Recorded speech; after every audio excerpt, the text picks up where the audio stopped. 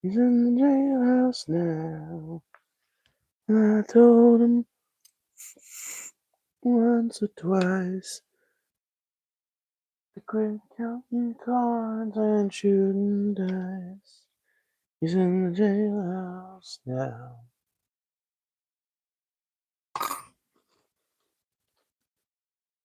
Oh.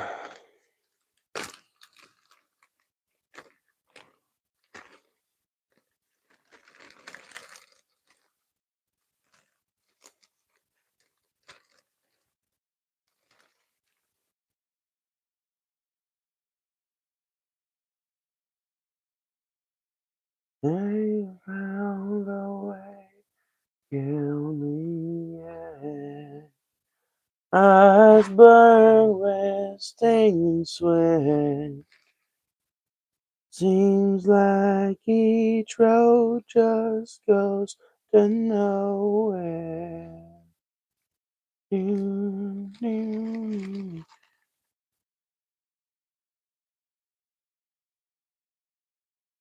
Yeah, they come to snuff the rooster.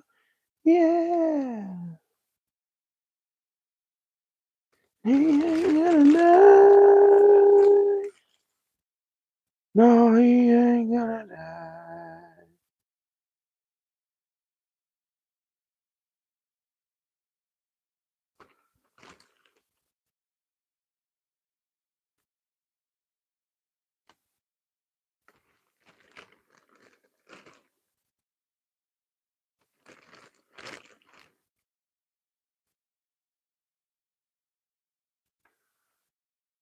Oh.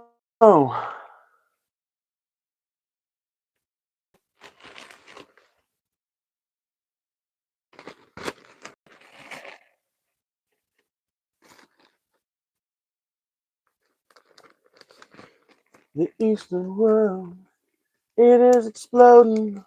Violence flaring and bullets loading. You're old enough to kill, just not for voting. Well, you don't believe in war.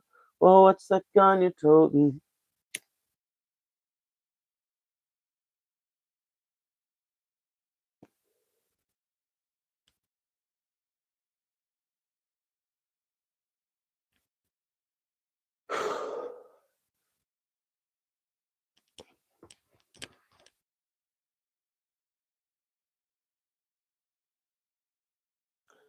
Well, there are lots of things we could talk about today, and I'm not sure where the chat will go once people start finally chatting, but I know that chief in my mind on things that I want to talk about is this evolving war situation in Iran. Already, it has produced more interesting results and consequences than the 2025 12-day war. So we'll see where everybody's mind's feeling, I guess. Late night live, I can't sleep for anything. Well, Isaac, you found the right spot. We're going to be here until the wheels fall off. So make sure y'all hit that like button.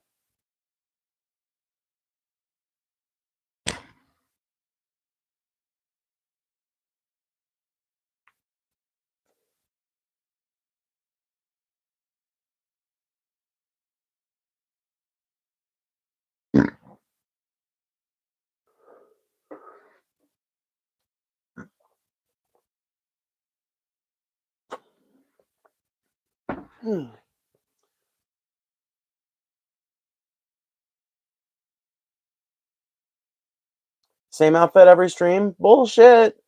Same vest, different outfit. This is a different shirt than the one I had on yesterday. Last night, I had on the black top with lacy sleeves. Today, I have on the green top with the flowy sleeves. So no, it's different outfits. Pink fur, pink fur.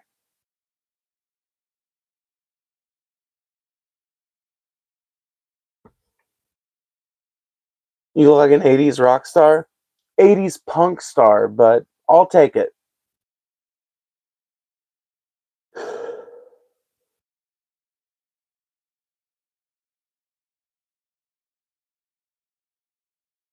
Ruby May, is that you? No, but that's a pretty name. I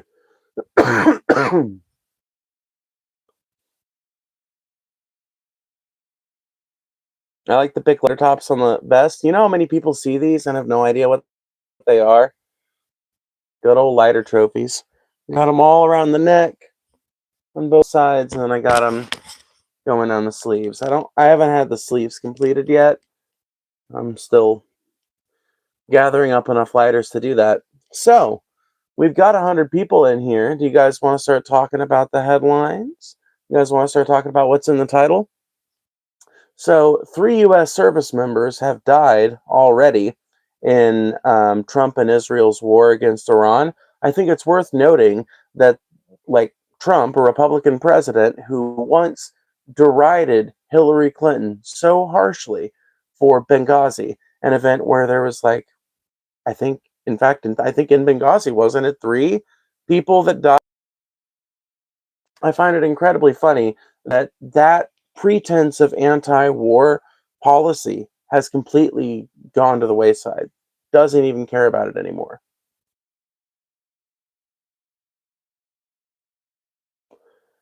Peace president, right? Yeah. Is this what peace looks like?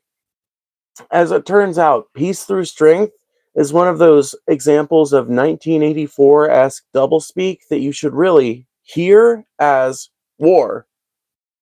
There's a reason why the Department of Defense is not the Department of Defense anymore. There's a reason why they renamed it to the Department of War. It's because despite all of Trump's anti-war rhetoric in the 2016 campaign, the 2020 campaign, and the 2024 campaign, Trump is not actually anti-war. Trump recognizes that it is a very popular sentiment in America to be against foreign interventionism.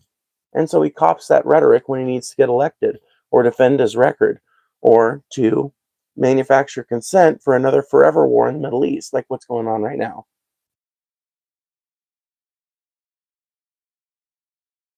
Are we defending terrorists right now? I love it. This is the dichotomy. You are either for the Ayatollah and the continued theocratic regime of the mullahs in Iran, or you're for the United States and Israel invading, bombing the fuck out of their civilian villages and their cities until there's barely anything left but dust and rubble. You're either on one of those two sides. It can't be like you want the people of Iran to have the right to self-determination, right? That's my position. I think the people of Iran should be given the right to self-determination.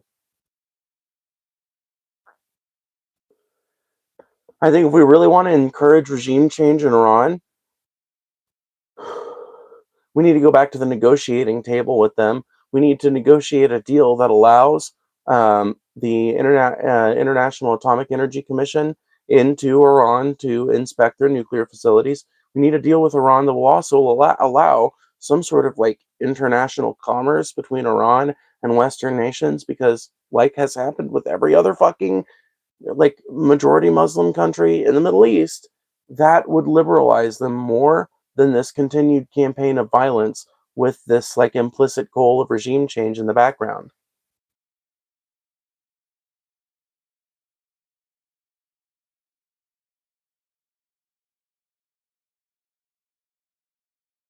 They killed 32,000 of their own, blah, blah, blah. Bro, number one, I don't know why the fuck we trust the American numbers on a goddamn thing at this point, and you guys don't trust the Americans' numbers whenever some bureau of the United States government comes up with some number you don't like. So let's put that aside for a second. And then let's consider the fact that mass bombings of foreign countries don't actually like have a tendency of affecting and removing the leadership from office. It's not like we're specifically targeting, it's not like we're sending an army of snipers to Iran to specifically take out members of the IRGC. So, God damn it, I wish I could stop doing that. It's not like we're sending the CIA in there to hunt down specific members of the Iran Revolutionary Guard Council. It's not happening. We're just bombing the fuck out of them. We know for a fact we've already killed a school full of kids. We already know that US and Israeli strikes have managed to kill a school full of kids. Who the fuck knows what else, what other civilians they've already taken the lives of?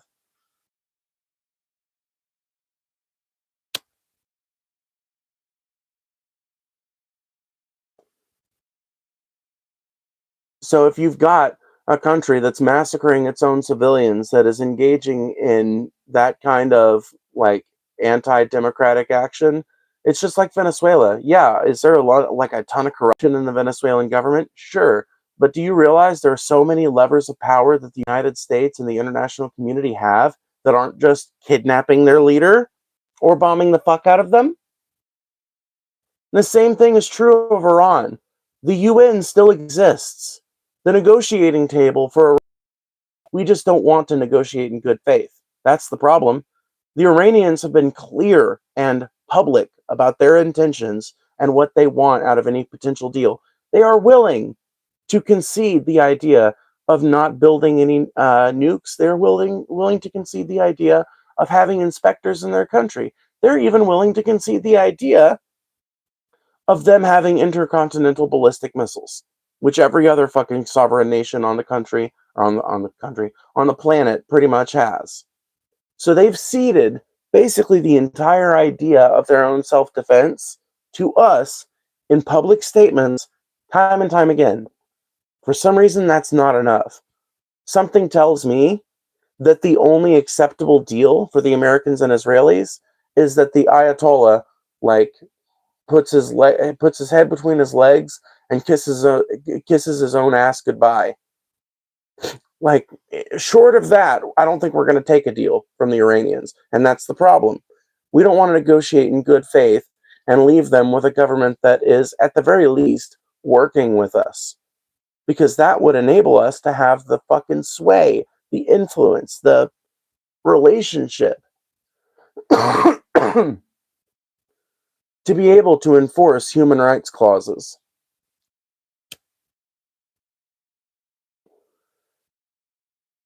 Not only that, but I think it's hilarious that the Americans are now pretending to be anti-civil rights abuses when not only have like we been committing civil rights abuses here in America for a while now in the form of this ICE Gestapo like takeover of blue cities, in the form of the constant police violence against primarily black men. Like there have been a ton of civil rights issues in the United States in the last 10 years. So we have no right to be talking about like our human rights record or anyone else's human rights record. But it's even worse when you look at the human rights record of our allies in the Middle East. Literally, some of the countries that Iran shares a Gulf with do just as bad things, things that are just as bad, if not worse, actually. And we still buy their oil. We still trade with them. We still send our American tourist dollars over there.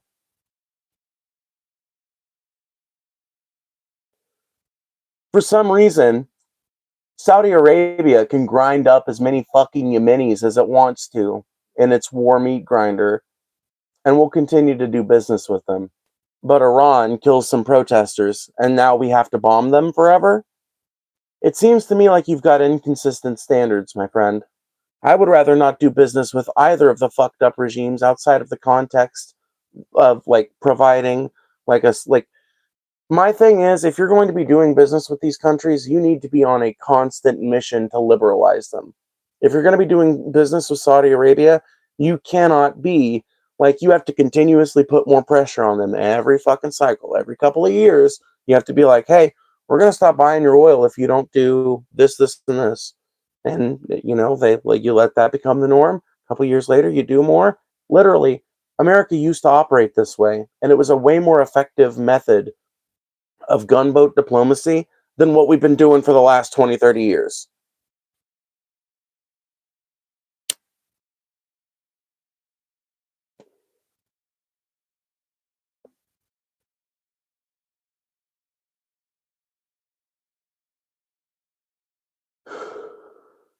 Hello, Mark.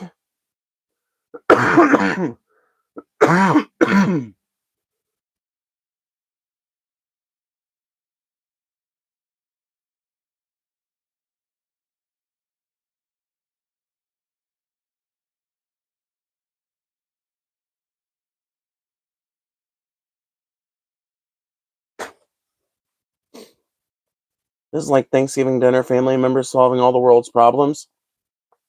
Yeah, the difference is that like your family member at fucking the Thanksgiving table doesn't usually have like a platform. I don't have much of a platform, but I'm able to get a couple of hundred people to sit and listen to these, and that's worth something. It means that I'm projecting my voice out there and hopefully have conversations with people that will influence the way they think about these things in the future. Maybe I don't convince them, maybe I don't change their minds, but at least they're thinking about it.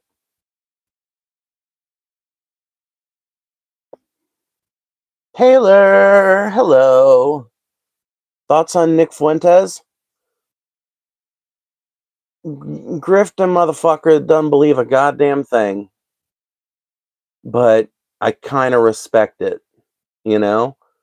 I kind of dig it. I feel like I get the Nick Fuentes thing now, and I can't take him seriously as a political commentator, but I now take him very seriously as a comedian. Does that make sense?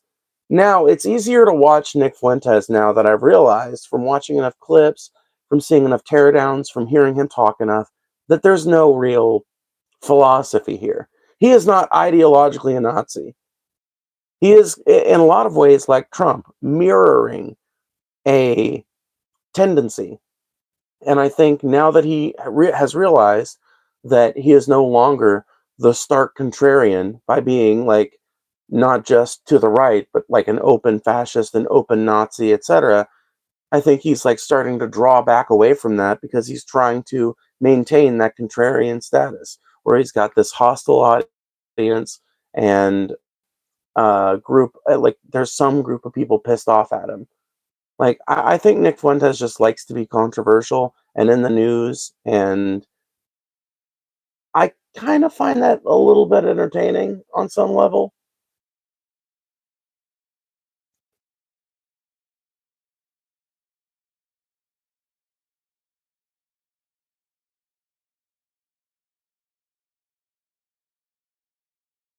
The reason why we trade with Saudis is because they are not radical Muslims; they are decent people. You don't know anything about the Saudi Arabian government. Sorry, the Saudis are like the Saudi people are like decent people. I agree. The Kingdom of Saudi Arabia, on the other hand, are jihadis.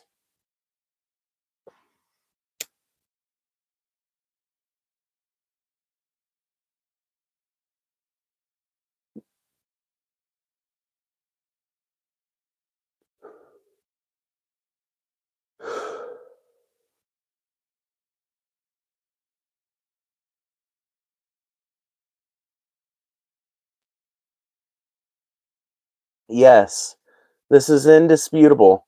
A person like me cannot exist in Saudi Arabia. Here's my standard. If a person like me can't exist in your country is either ran by fascists or jihadists.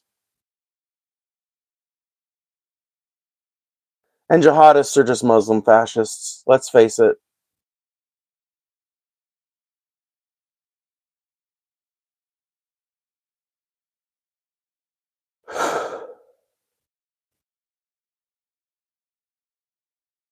There are many trans women in SA. Is there? My understanding is that Saudi Arabia is like pretty fucking anti-queer. My understanding is that you're not safe as a queer person in most of the Muslim world, Saudi Arabia included, but maybe I'm wrong on that one. Margot the Marno with the $5. Thank you so much. If anybody else would like to have the comment or question read or answered, consider donating like Margot did. I have officially been kicked out of my parents' house, so I guess I'm officially homeless. I also have flu, but fuck my, oh my god. Oh, that's horrible, Margot. Yeah. I don't know if you're still on the coast, but stay on the coast. That's your best bet as far as like dealing with this and then when April rolls around, head west. Hitch, find rides. Don't hop a train. I don't care who fucking tries to talk you into it. Don't do it. Just dangerous and fucking ill-advised.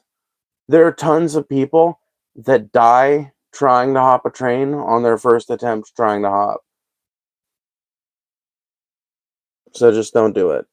But hitchhike, find rides, look up Squat the Planet and use those resources to find rides and resources.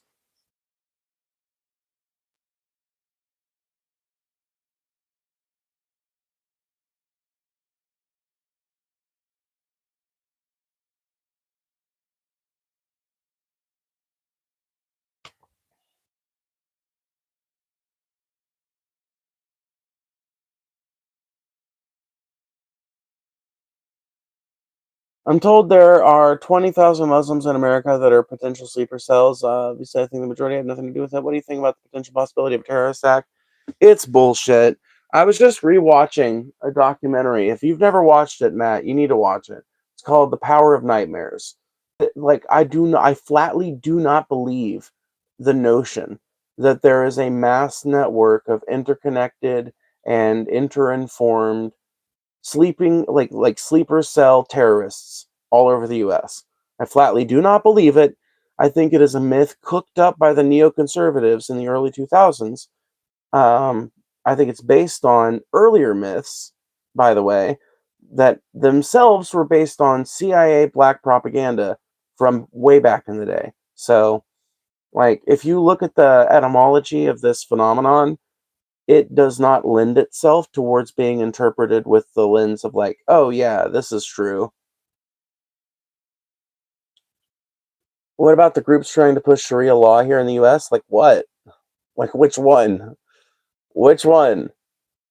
Now, I'm not on the right, so maybe I'm not getting the news about the Sharia law because it's really you guys that want Sharia law. You guys just want the Christian version of it.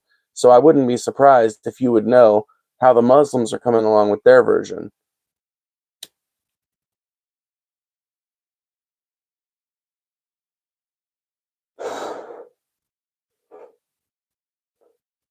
Christian nationalists are just white jihadis, by the way.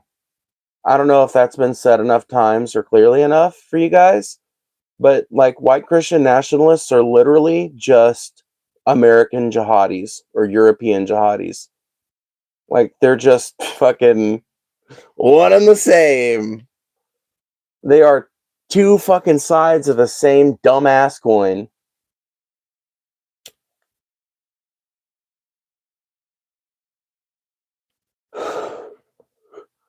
A hardline MAGA conservative has more in common with a Wahhabist, with the Ayatollah, than they do with me, politically, anyway.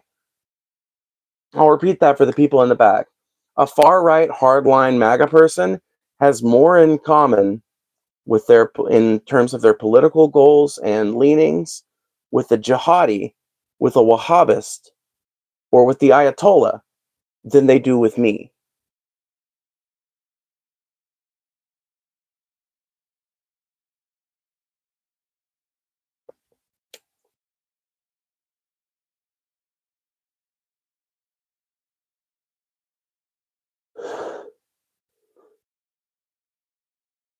You literally got upset over Congress chanting USA? Yeah, because I'm sick of everything being so fucking partisan in this country when we know it's not behind closed doors. I'm sick of the bullshit party. I'm sick of the bullshit line out of all these politicians that they give a shit about this on a deeper level. I'm sick of the depraved fucking behavior of people in these chambers when they use it as an opportunity for them like to represent this united front. It annoys me when the Democrats do it too during a fucking Democratic. It's just generally fucking rote, jingoist. Quit it. Of the speech. Part of the reason that goddamn motherfucker had to speak for 2.5, 3 hours was because Congress wouldn't fucking quit it for 2 minutes.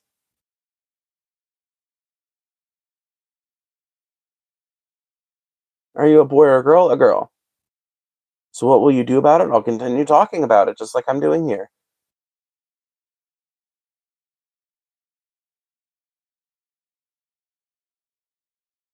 If ICE has been successful, then why am I still standing next to so many people speaking Spanish in the grocery store line?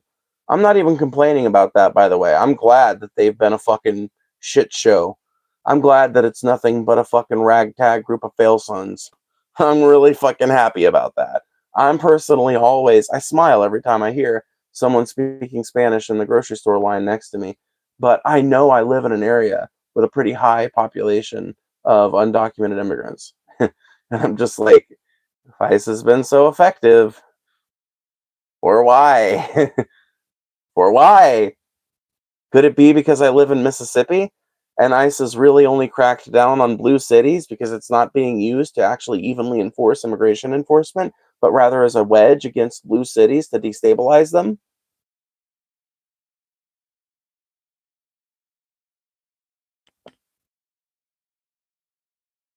Iran just struck Cyprus, huge deal for NATO. Oh shit. Oh shit. Here we go.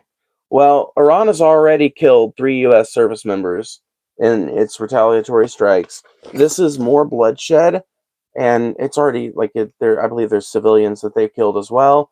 Once again, I'm not a defender of the fucking regime of Iran. I just think that the people of Iran need to be allowed like self-determination, and that that's not going to be best assured by missiles raining over their heads at the behest of Israeli and American cannons. Okay, so with all that being said, Iran's already got a bigger like death toll and injury toll with this conflict than they had with the conflict last year. So all signs point towards this being a protracted conflict. Donald Trump himself, when he did his address earlier today, like letting people know what was going on, basically, he said to expect more service member deaths. Born as a girl or girl now? Born as a girl. No, I mean girl now. Sorry. Fucking high moment. That moment when you get so high that you think you're cis.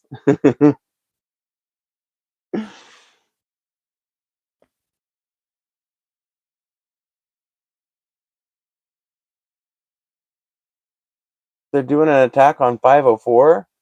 Is that right? What? Hold on. Huh?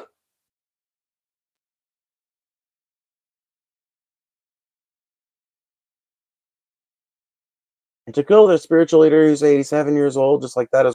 Not only is it wrong from like a humanitarian standpoint and just kind of like an ethics standpoint, but it's also wrong from like a strategic standpoint. The fucking Ayatollah is not the reason why Iran, like the Ayatollah is one dude. Like, yeah, he represents a lot, and I'm sure cutting the head off the snake is going to have some effect. But like, they've killed major like political leaders and major military officials from Iran in the past, and it hasn't had much of an effect on the will of the will of the Iranian people or on the actions of the Iranian government. I think in order to actually cut the head off a snake, they should really be targeting like if they really wanted to do. And I'm not saying they should. I'm not saying this would be right or more moral than what they're doing. Well, it would be more moral than what they're doing, but it would not be the ideal moral option. But here's something they could have done if they had clear operational goals and were pursuing actual regime change. They could have done a CIA operation that like because obviously the CIA has already confirmed it's their intelligence that was critical to like knowing Khameini's movements and everything in the weeks leading up to the strike. So the CIA could have done an operation to basically assassinate every IRGC leader that's like sergeant or above, like from like just do like a whole narrow band of officers. That would have created sufficient confusion, misdirection, and um, organizational chaos, I think, to destabilize things enough for the revolutionary, for the like counter-revolutionary elements in Iran to take over, or for some counter-revolutionary elements to take over. Maybe it's hard to know exactly what would have happened in that instance, but it certainly would have been more ethical than carpet bombing Iran in the hopes that you kill their leader.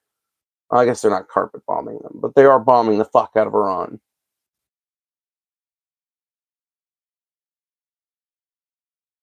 Here's the link. They're going after 504. What is 504?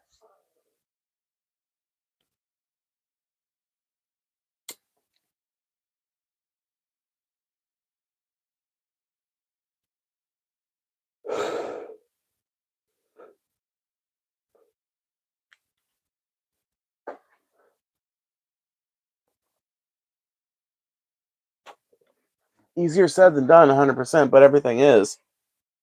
The American military is uniquely powerful. The American intelligence community is uniquely powerful. We have an ally in the region. I don't exactly like the fact that Israel's our fucking ally, but we do fund them. We run them specifically for cases where we want to do regime change in the Middle East. If we had a clear operational goal of regime change, I just think we're going about it in not only an unethical, like a strategically unfeasible way. I think that this is just going to create another protracted forever war where Iran is going to, like, I think the hardliners and religious fundamentalists in Iran are going to retain control of their government. I think that they're going to continue to repress their population.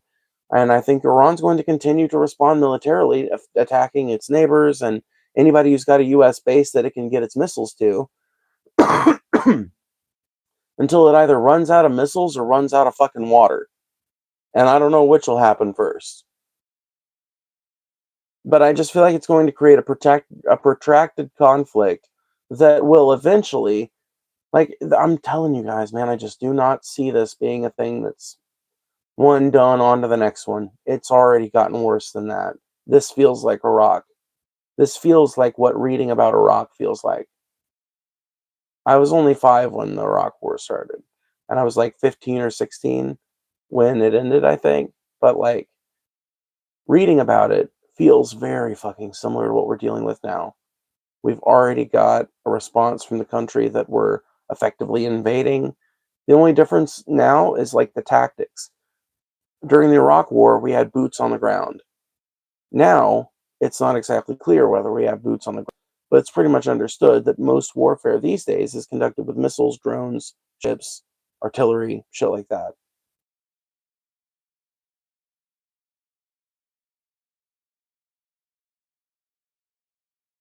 Everywhere Iran is, there's always drama. Syria, Lebanon, Iraq, Yemen. But like, you realize that's largely because a lot of these countries have like become or allowed themselves to become client states of the U.S. Like in the case of Yemen, it's because a client state of the U.S. has been fucking with Yemen for fucking like 2 decades now, and Iran is like basically acting in out of a sense of like either Arab unity or Muslim unity. Yes, Muslim unity.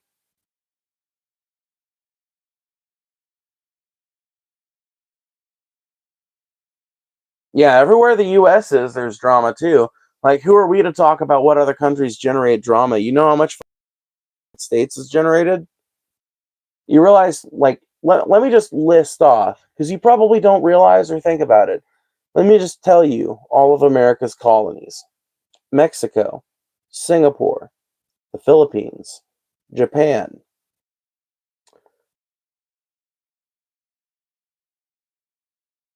Afghanistan, Iraq, Israel.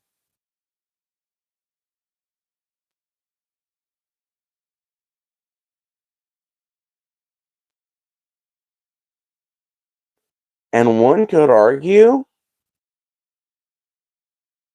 Germany, France, and the UK. One could argue.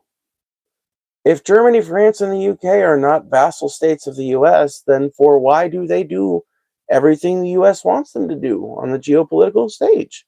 For why they do that? For why? If they are indeed distinct, not under our control, why don't they ever oppose us? Funny how that works, isn't it?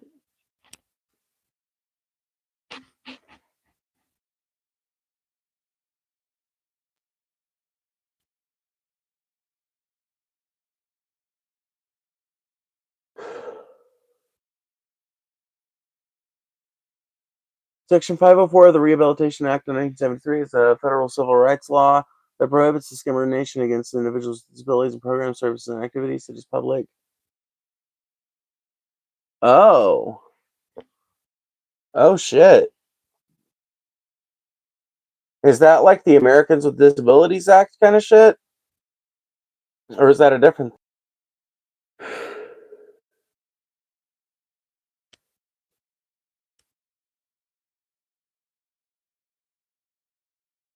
By the way, if you want to make sure your comment or question gets read or answered, consider sending a super chat or donating on Cash App. That's down below. Either way, we'll get your message read or answered. Great way to add your voice to the discourse if I'm not seeing it. I think we can communicate what we need to say without being disrespectful. We can try. Yep. It does not surprise me. Of course they are. I've been telling people for months now, we live in a functionally fascist administration. The degree to which they're going to be able to implement that fascism is entirely dependent on the amount of pushback they get from the American people. And right now, I'm sorry to say, the answer has been functionally very little. There's been a few places that have shown like some real coordinated pushback, but most of the US is just kind of going along with this with a patient shrug, with a pathetically, infinitely patient shrug.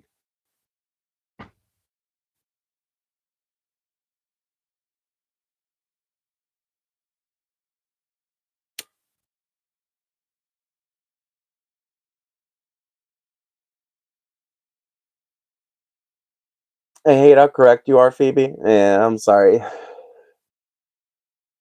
I know. It sucks. It sucks to be right. And it sucks to be a viewer of mine knowing that I'm right because, like, a lot of times what I'm telling you guys is, well, enshittification continues.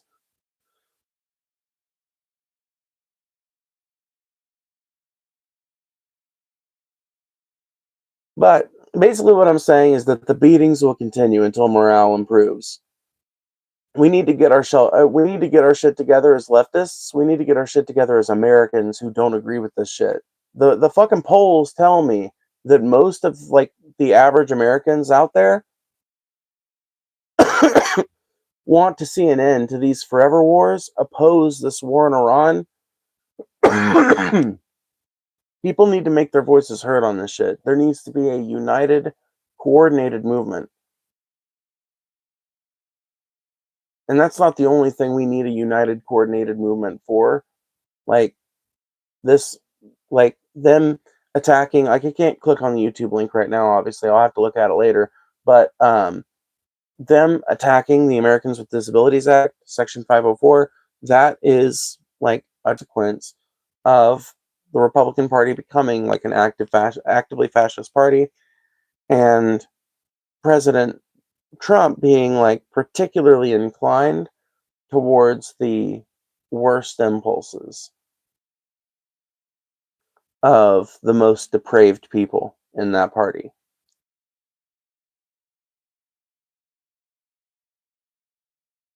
I want to stress too that none of the shit the Republican administration of Donald Trump is doing is like necessarily new in terms of like its desired form or anything like that. Republicans have been pushing for a lot of this shit for fucking decades.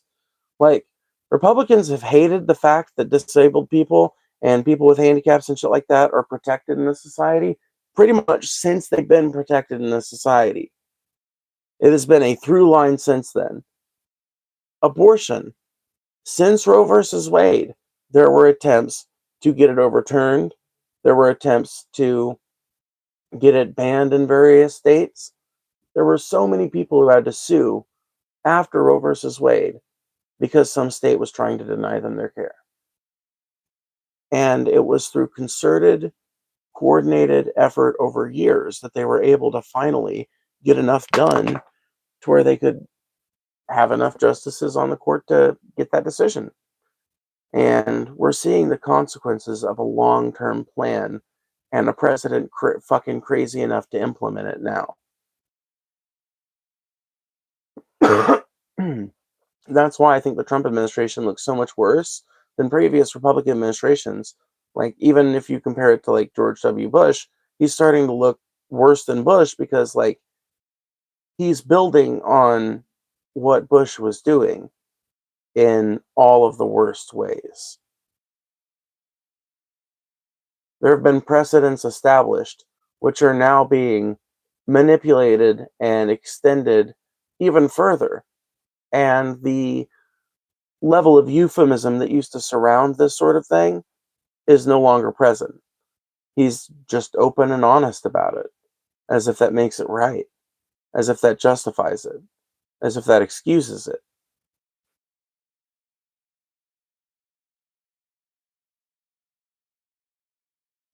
I've been saying for a while, this has all been a big issue for long. As I'm just now, people are sick of it. Everyone has a voice. Oh yeah, 100%. Yeah, 100%, 100%. And I want people to use their voice. I want people to be mad, but I want people to understand that it's bigger than Trump, because I want to make sure that whatever protest movement arises in response to this shit, in rejection of this fascist tendency, it needs to have clear purpose. It needs to have clear goals, and it needs to know what the problem is. The problem is not Donald Trump.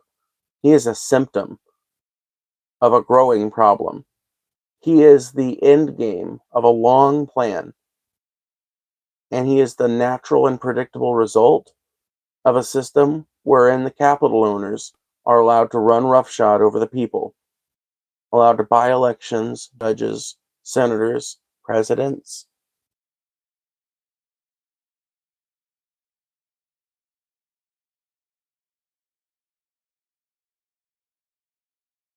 I don't think even Bush approves of another forever war. Yeah, even Bush has been turned off of the idea.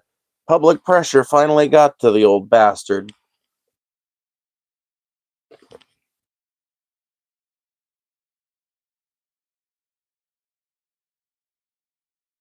But that's the thing though. You have to understand the reason why they're claiming that they're not in favor of it. It's not actually because George Bush has had a change of heart. That was a joke.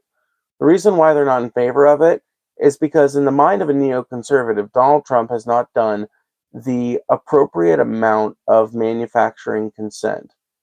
Because at the core of a neoconservative is a disappointed liberal. Literally, I'm not even kidding you. At the core of a neoconservative is a disappointed liberal. Liberals care a whole hell of a lot about manipulating things in media and production to fit like specific narratives, which I think can be like a perfectly fine thing. But it's something that they like neoconservatives embraced in full, and like they made it art on the national stage practically. They it was politics as an art form for them. And in the mind of a neoconservative, if you're going to do a war like this, you need to do at least 2 or 3 years of actively propagandizing the people about that war. Because like in the mind of a neoconservative like George W. Bush, the reason why you're going to war is not just nakedly because you want to help Israel out and you want to continue destabilizing the Middle East so Israel can take over more of it. The reason you want the war is ostensibly supposed to be because Iran is an abusive regime that, like, they're trying to manufacture consent for it as it's happening. So it's basically like the narrative you're hearing now, but you would normally be hearing that for like 2 fucking years, constantly, constantly, before you engage in a conflict like this overseas where American service members are losing their lives. That's why George W. Bush doesn't like the idea of another forever war. That's why so many neoconservatives are against this Iran engagement. It's not because you notice a very common line if you listen to any of their interviews in the news or anything like that. Their very common line is the president didn't consult with Congress, or now is not the, or this isn't the right strategy. None of it is we shouldn't be doing regime change in Iran. It's all, well, because it's Trump, it sucks, and that's because on some level, they all know forever war is the big game. That's the big game in town. It's been the big game in town for a long time. They just care about it being done in a specific way because to a neoconservative and to a large degree to a neoliberal, the point of war is not merely to secure resources or geopolitical dominance or whatever. It's to propagate a myth, the myth of the nation. In our case, that America is a special country with a unique destiny to fight evil in the world and democracy in its place.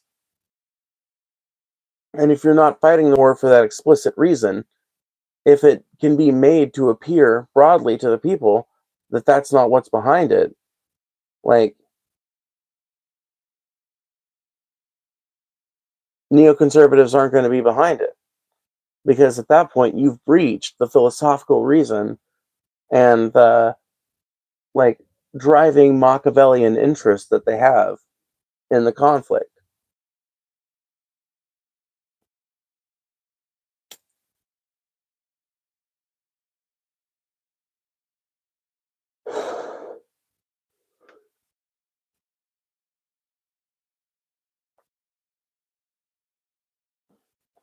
Oh, are you a chick? Yes.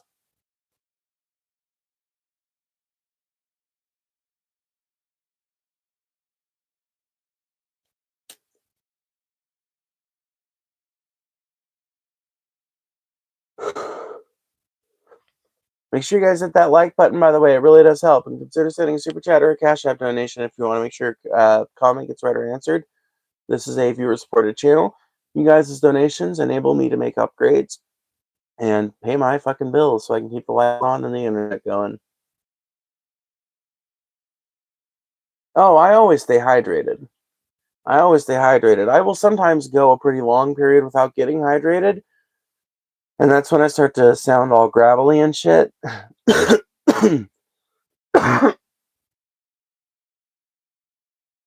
This kid's still trans? I'm never gonna detransition. If it gets to the point where I can't live down here, or it's like detransition or move, I'm moving. If it gets to the point there where it's detransition or move, I'll move again. I don't care if I don't care if I have to live like fucking L. Ron Hubbard on some like floating commune of trans girls on some like stolen yacht or something, riding in international waters. I will fucking be trans or like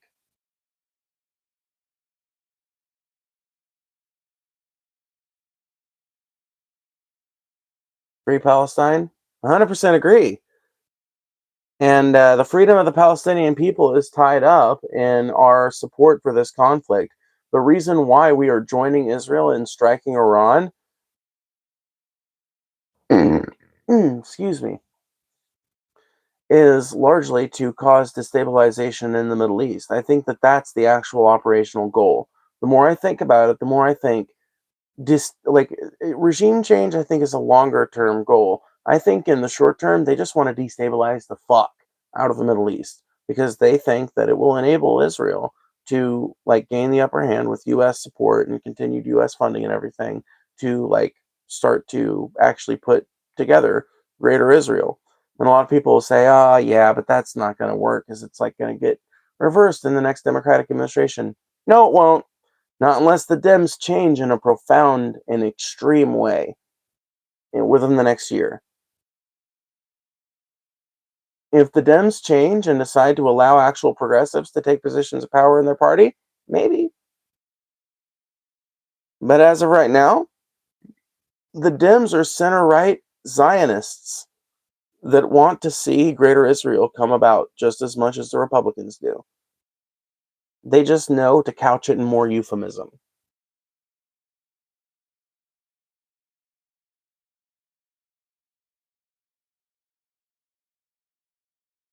I don't think they have to be that, but I think that they would rather fall into irrelevancy and be I think they would rather fall into irrelevancy and be subsumed by the Republicans than they would turn progressive and become like an actual workers' party. I just think they're not interested in the project of progressivism. I think they're interested in the project of liberalism, or at least they once were. I think they understand that now that's at the end of it. And I think on some level they genuinely believe that, well, crazy like Trump doctrine fascism is here to stay, so we might as well position ourselves right. And they're like pushing themselves to the right and losing a big chunk of their voter base in the process because they're chasing after their donor dollars and this invisible, non-existent, centrist fucking motherfucker that I don't really think exists anymore.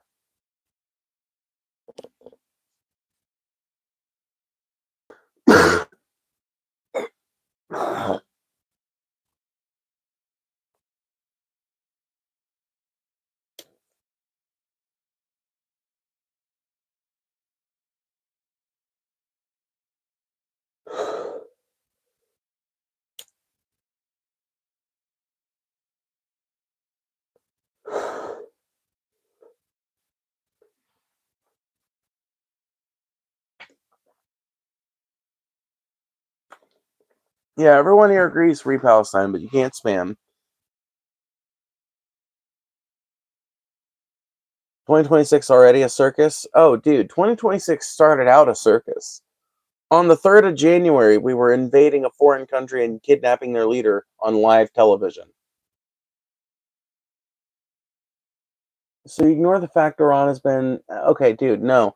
Listen, every single attack that Iran has initiated against the US or US bases or Israel has been in direct response to attacks from those countries.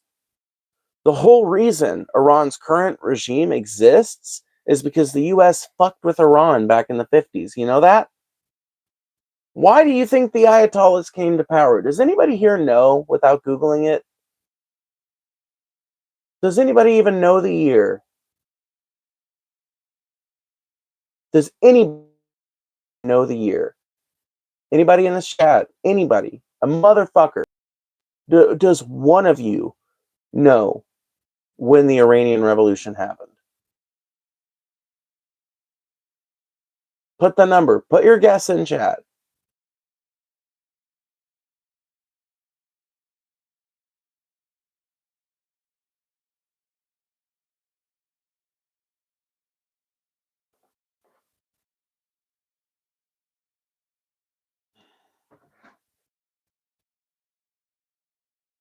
Okay, so we've got like 3 or 4 people that have said the right answer. The answer is 1979. So here's a brief history of the Iranian Revolution and Iran's history over the last 100 years. So, well, not over the last 100 years, but since the 1950s. So in 1952, I believe it was, I think it was 1952. I'm probably going to get the years wrong because, like, I'm bad at, like, years and shit when it gets to, like, stuff that happened more than, like, 60 years ago. But I think it was either 48 or 52. Iran elected Prime Minister Mohammad Mossadegh to the Prime Ministeria. And in, I think it was like 53 or 55, the United States, along with the Brits, so a combined force of the CIA and MI6, assassinated, or we didn't assassinate Prime Minister Mossadegh, but we deposed him and installed the Shah and put the duly elected prime minister, on house arrest for the rest of his life. We installed the Shah of Iran, who had, like, it's not like he was some like handpicked Western leader. It was like he was somebody who was part of Iran's royal family, which had been basically reduced to the same, like, sort of what's the word I'm looking for? I can't think of the word I'm looking for. Monarchy. It was the same kind of monarchy like Great Britain has. Like, not a lot of power. Functionally, they've got a royal family, but it's mostly for ceremonial purposes and shit like that. Well, the CIA MI6 went in there, deposed the fucking duly elected leader, installed the Shah as the, like, absolute head, and for the next about 30 years, the Shah did 2 things. Number 1, modernize the fuck out of Iran, industrialize the fuck out of Iran. This is because the main reason why they deposed the prime minister was because he had every intention to continue the nationalization process of Iran's oil and to use that money to better Iran and to basically provide it its independence.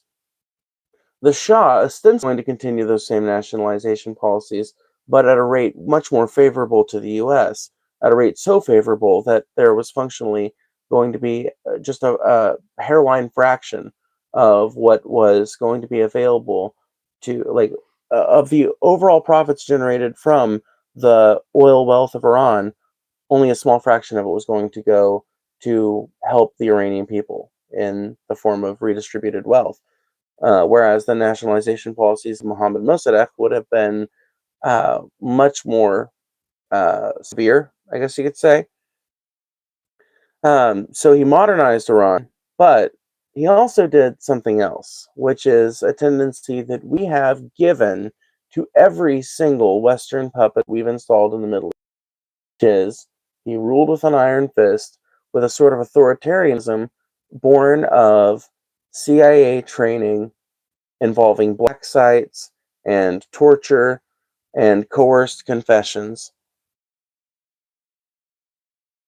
And on top of it all, because he was Western backed, had so many close associations with Western leaders, and was openly trying to make Iran a more secular society, he also isolated the clergy.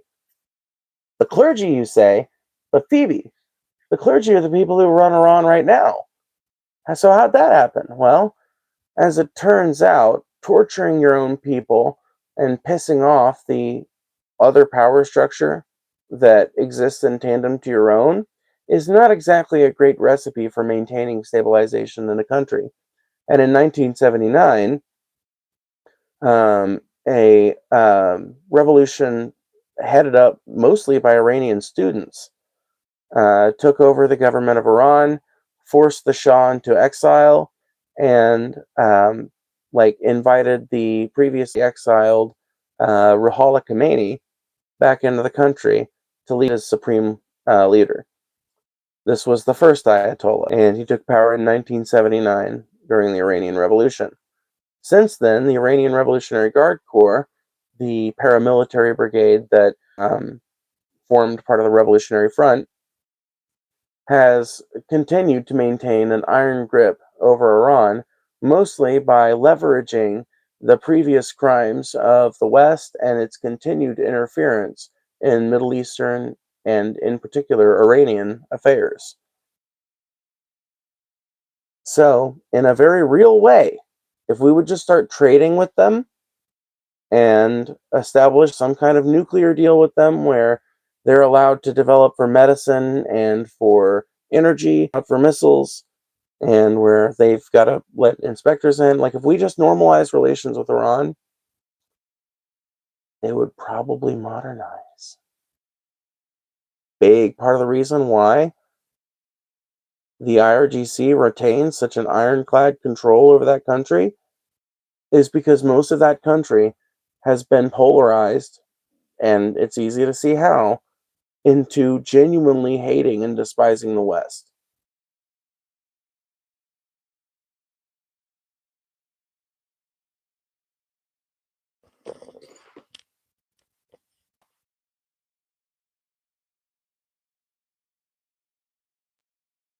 Now, it's not to say everybody in Iran is happy with the government. Obviously, there is a big opposition movement in Iran. It's a very diverse country full of different opinions, but the reason why they're able to maintain power despite being so fucking awful to their people is because they maintain control. They maintain influence and I don't know if you could say control over it, but they've got like a big chunk of the population that goes along with them, that wants to see them in power, or that is okay with them being in power, or whatever.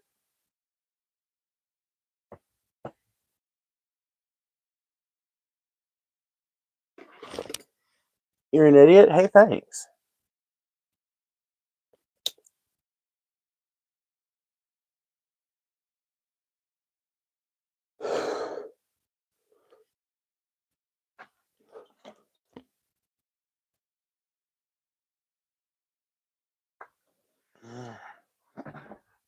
No such thing as a free lunch in the Middle East? That's not true. I think Muslims are actually compelled by the Quran to feed the hungry, just like Christians are. And from what I hear, Muslims are better about following it than the Christians are.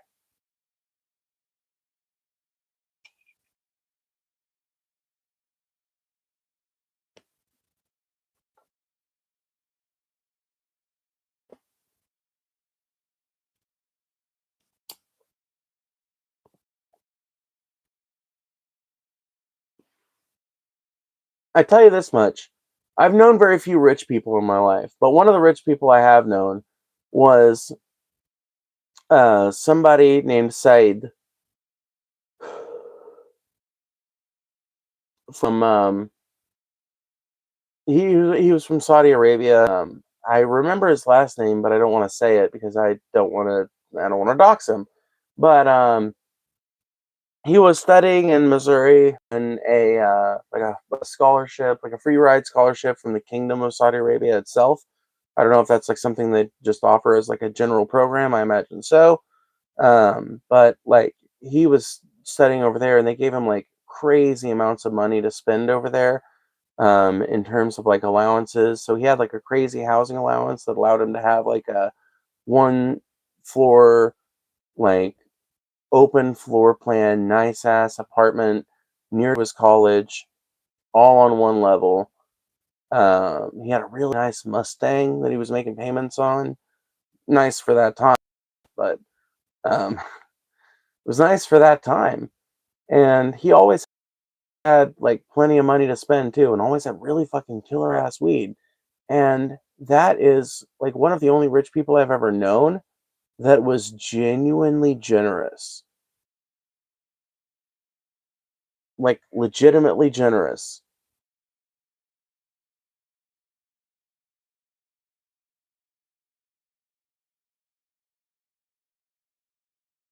Do you think all Americans are killed on sight in Muslim countries? Are you really that stupid? Yeah, people are fucking retarded.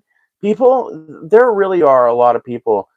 Like just like trans people are like a very safe, marginalized community to make fun of, assault, etc. Here in America, Muslims also kind of sadly end up filling that role because like you can just be racist to Arabs and religiously bigoted towards Muslims broadly. By the way, like I think it's right to criticize Islam. I don't like Islam as a religion, but I think there's a difference between disliking Islam and disliking Muslims. And a lot of people just dislike Muslims. And a lot of people also dislike Arabs. And oftentimes it coincides. And in a lot of people's minds, they're interchangeable. Even though if you know anything about world affairs, you understand that the Ummah is huge and includes people of all races, colors, creeds, and fucking nationalities.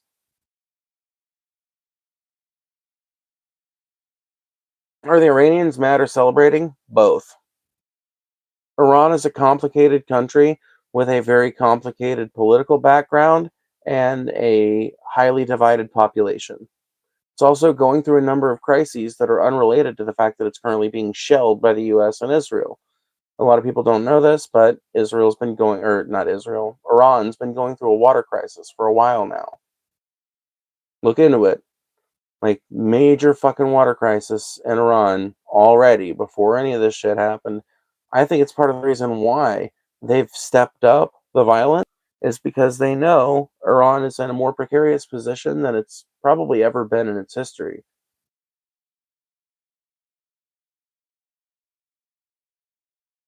If you're in line with Iran, why don't you go, oh my god, I'm not in line with fucking, oh my god, this is so stupid. I cannot believe I'm having to field this for the umpteenth time. I am not in favor of the Ayatollah. I am pretty fucking critical of Islam, and I am particularly critical of fundamentalist jihadis. You don't have to listen to me long to figure that out. What I'm not in favor of is the United States and Israel bombing a sovereign nation using my tax dollars to do it and yours besides for no reason other than to destabilize the Middle East and allow for conditions conducive for Israel to establish more territory. I think that if we want to see positive change develop in Iran, the best way we can do that is by trading with them and by entering into a new nuclear deal that encourages them to allow inspectors into their facilities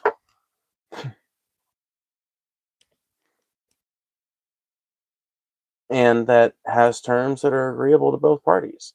I think that like I think that Iran has tried to negotiate in good faith with the Americans this whole time. I just think the Americans are basically asking them to completely disarm and give their entire government up to Israel. And obviously the Iranians can't accept that. But the problem is, you realize the entire reason why that government is able to stay in power is because it is able to polarize a big chunk of the population against the West and Israel, and for the devil they know, which is the Ayatollah and the mullahs.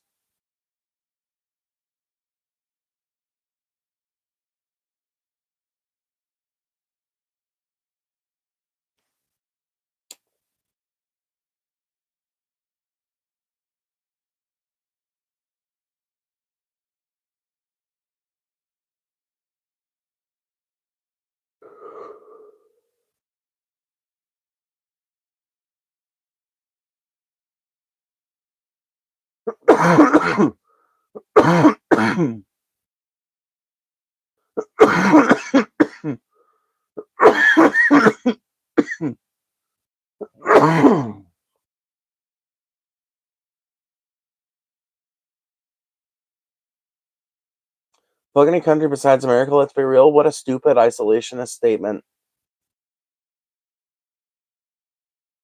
You don't live on a planet with just one country. And if you don't want to consider the needs of other nations, don't be surprised when other nations don't consider the needs of you.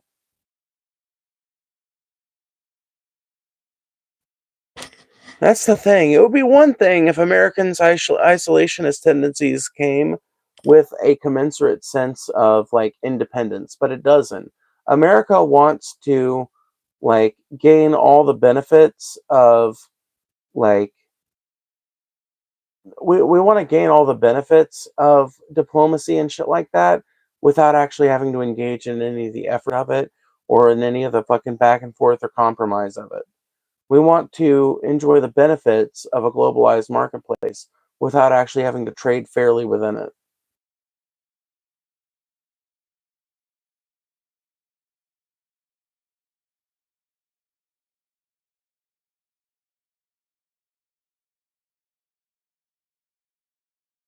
You're in America. Nothing that happens in other country directly affect you, so why would you care? Oh my God, that once again just is kind of like in my mind showing your ignorance. Things that happen in other countries do affect you. They do. They do. Not all the time universally, but like if we engage in a forever war with Iran, that's going to be even more incentive for taxes to be raised on the working class, and for more of that money to be redirected towards the military-industrial complex.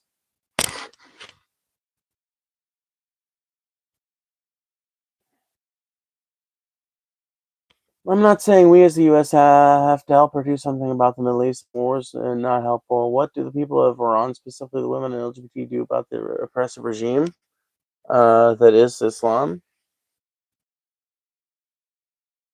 I think that honestly, the best thing that they can do is join the resistance movements that pop up, network with those people, and demonstrate. And I've even advocated for maybe like Iran needs to consider other methods of demonstration. Like maybe coordinated acts of civil disobedience would be more effective.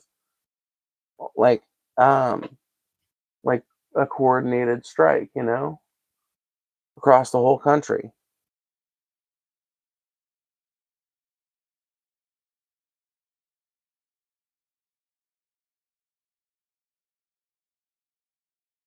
It won't be a forever war though. Like fuck Trump, but that's not his MO.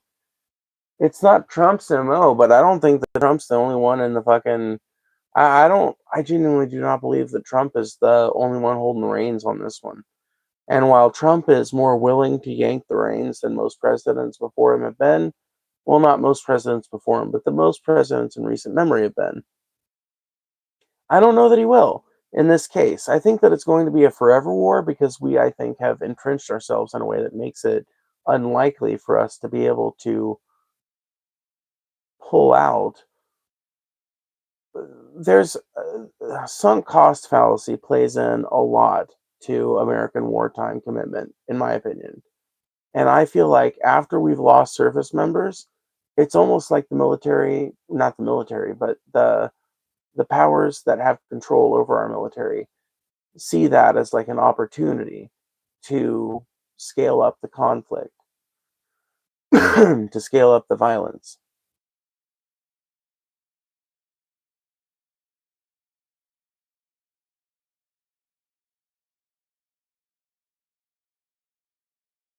Israel loves a forever war too. Exactly. Israel loves a forever war.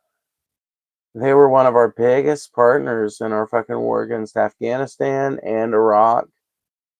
They love them some forever wars. They've engaged in many of them themselves. They've been engaging in a forever war against Gaza since, well, if you ask me, since 1948.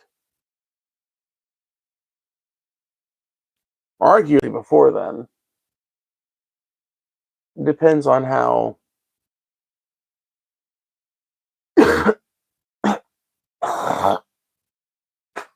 I guess in a lot of cases it depends on what narrative you believe in, and like the degree to which you think that early settlement in what would become Israel, like early Zionist settlement, was violent. By some accounts, there was some pretty violent settlement patterns before 1948, like well before. But by other accounts, like the violence was sporadic and didn't become like so ubiquitous until after the establishment of the state of Israel. I wasn't around back then, and they certainly weren't taking videos of it, so I don't know.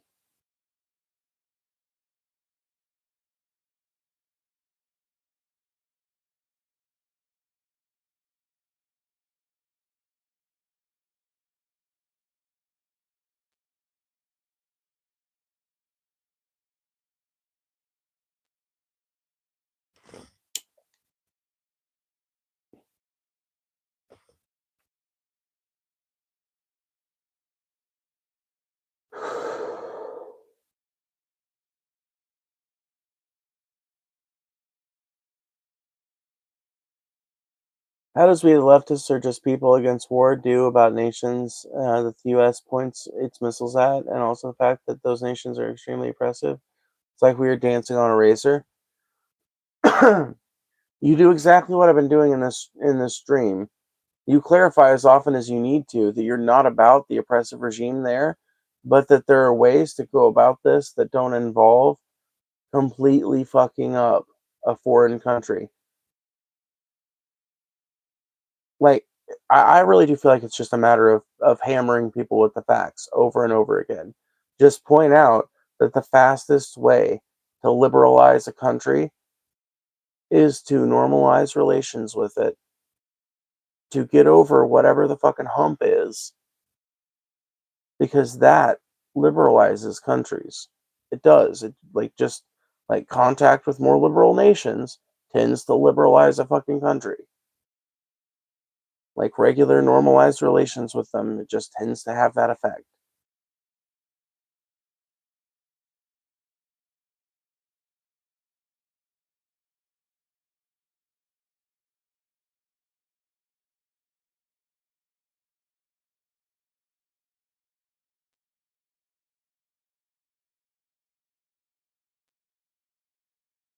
You know, the British will put anything in a pie. Oh yeah. If they could put dog titties in a pie, they'd be baking that shit up in a second.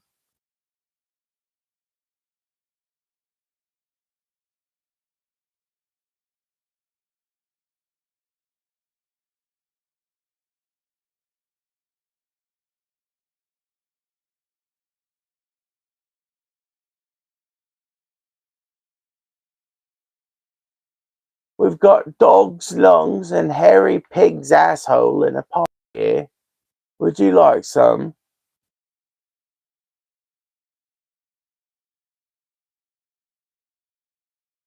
Yes, I would. Depends on how you seasoned it up.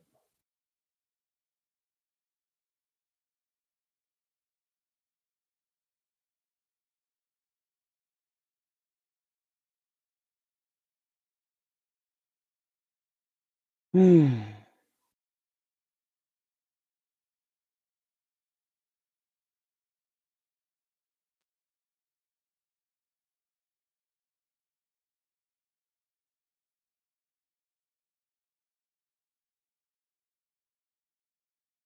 I just wish the oppressed people of these nations were at least allowed to express their opinion and the ability to leave without being arrested or killed.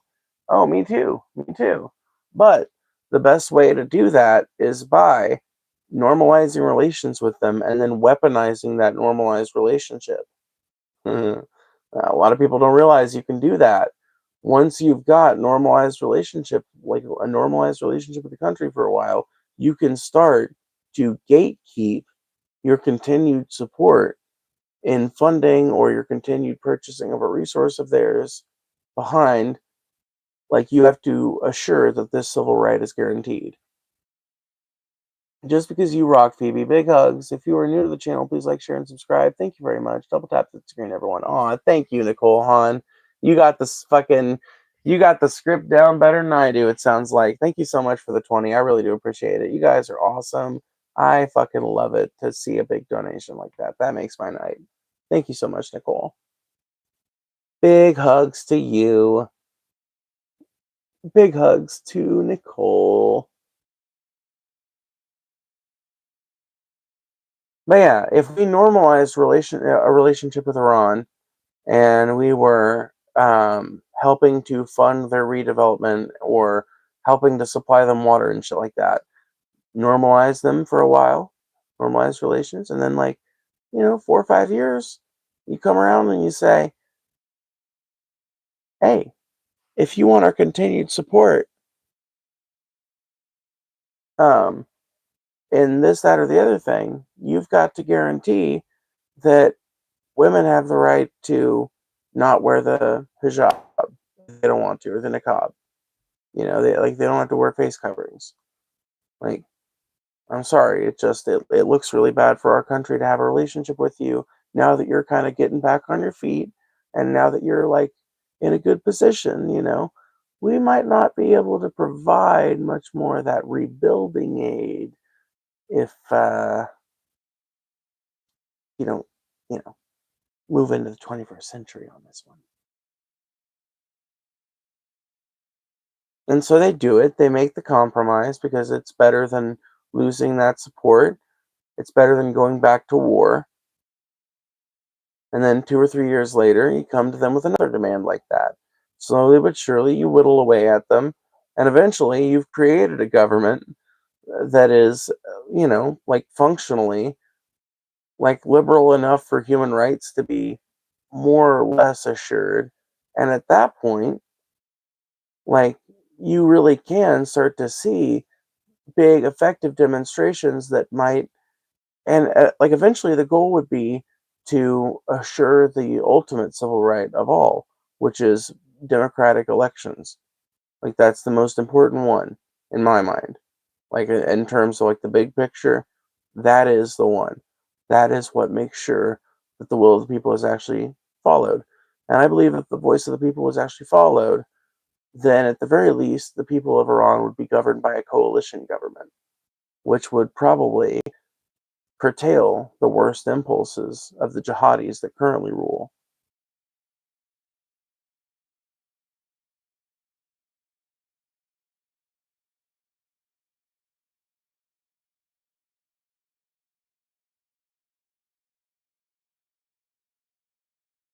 The rating is too small for this old lady to see, and I don't have my glasses on. Hey, that's totally fine.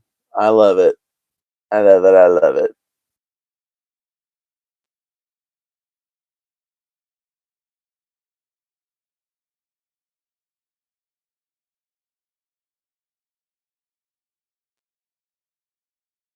Dude, Hamas is funded by Israel, not Iran. What are you talking about? Hamas is largely fucking controlled opposition.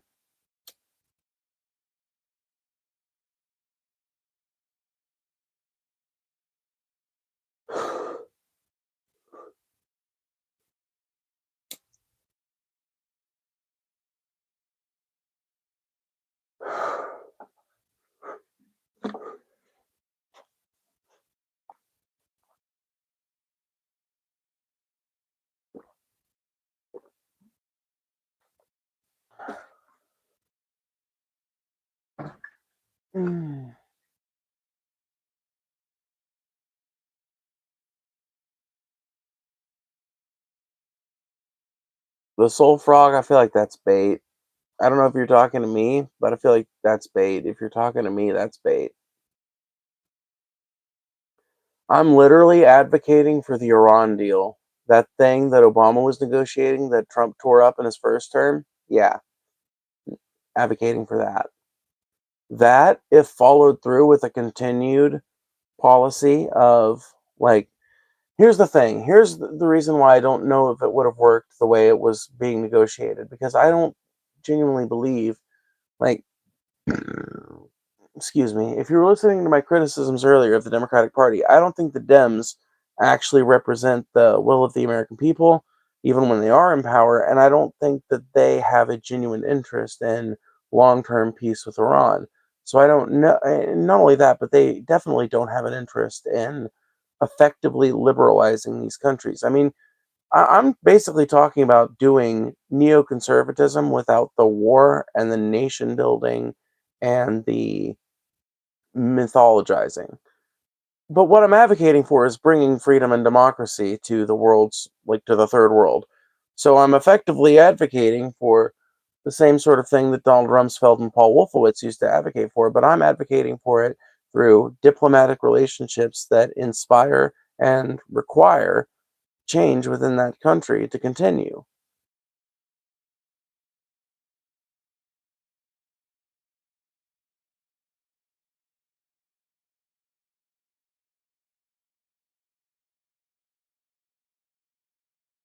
Are you digging your butt on stream? No. I was itching my side. That is fucking gross.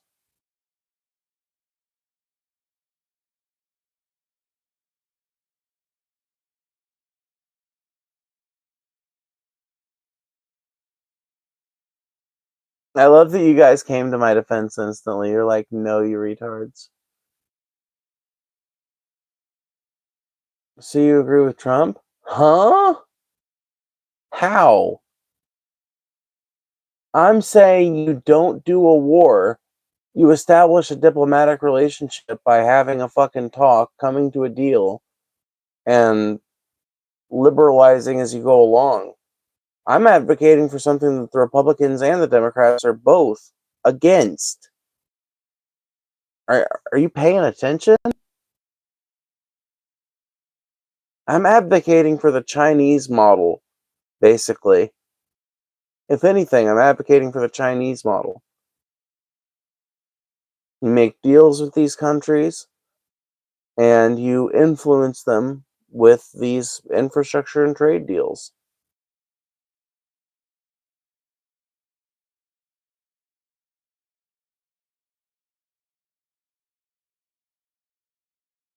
Oh, okay.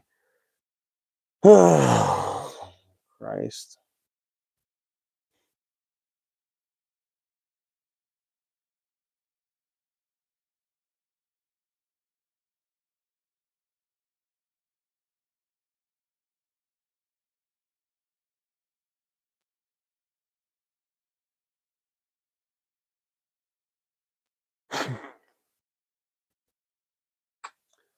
Shortcut by the hint of possible nuance. Well, I'm a streamer. You can't introduce that into my brain.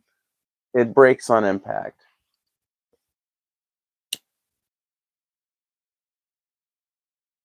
It's like expecting a plumber to understand nuclear physics. What do you think I am? A fucking news reporter? Who, well, who the fuck am I? Fucking Mehdi Hassan? Shut up.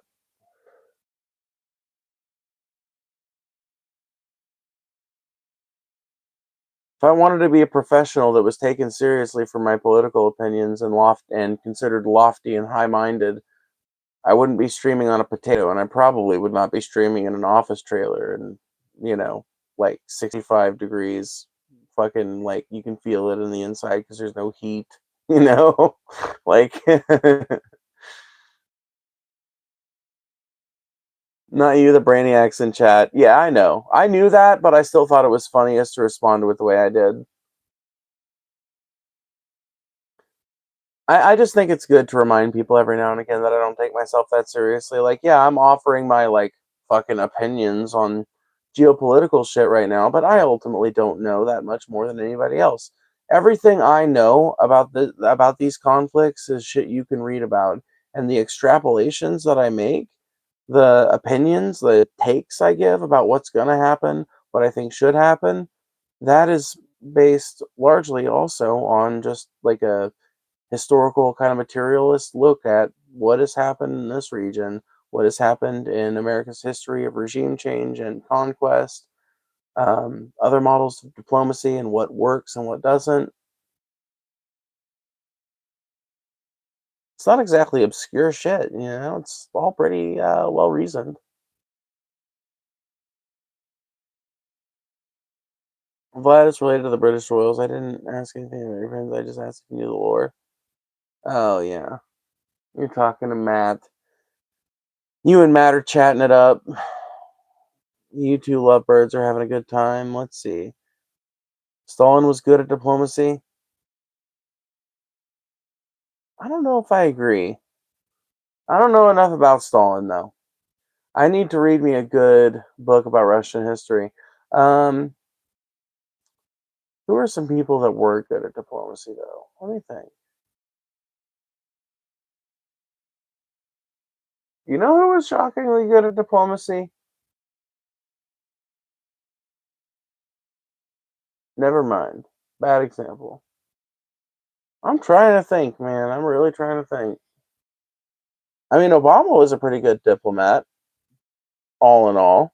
I mean, he was negotiating the Iran deal before Trump fucking ripped it up, so.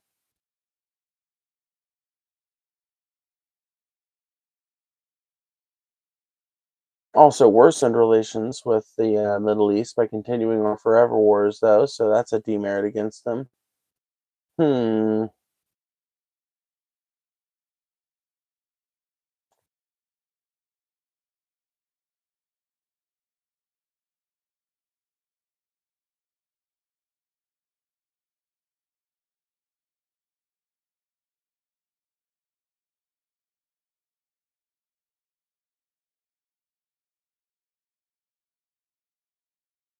Hmm. I don't know. It's a good question, though. If you think about it, actual diplomacy is not really all that common.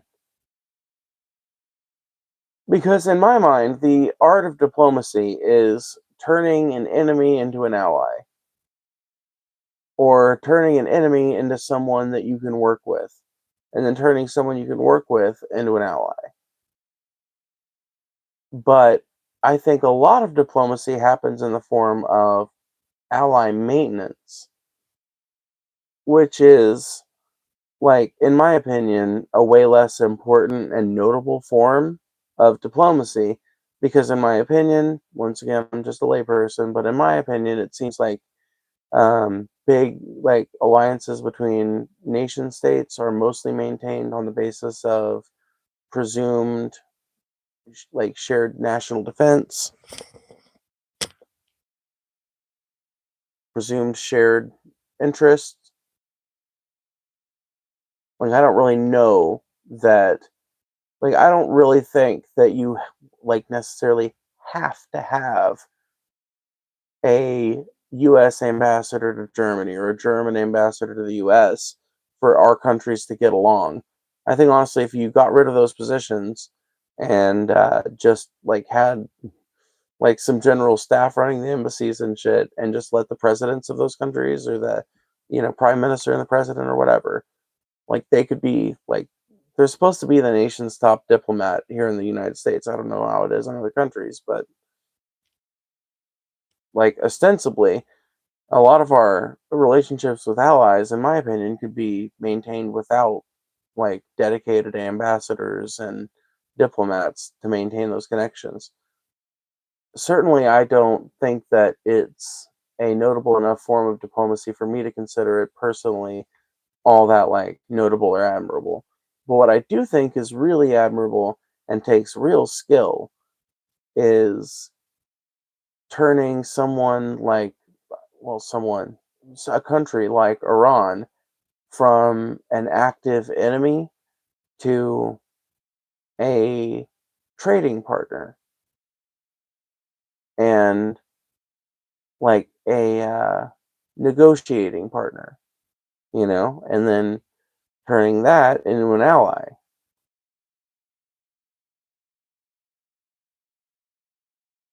I think Iran has wanted to come to the table. Dude, Iran has been at the table. Iran has been clear about what they're willing to do and what they're not willing to do.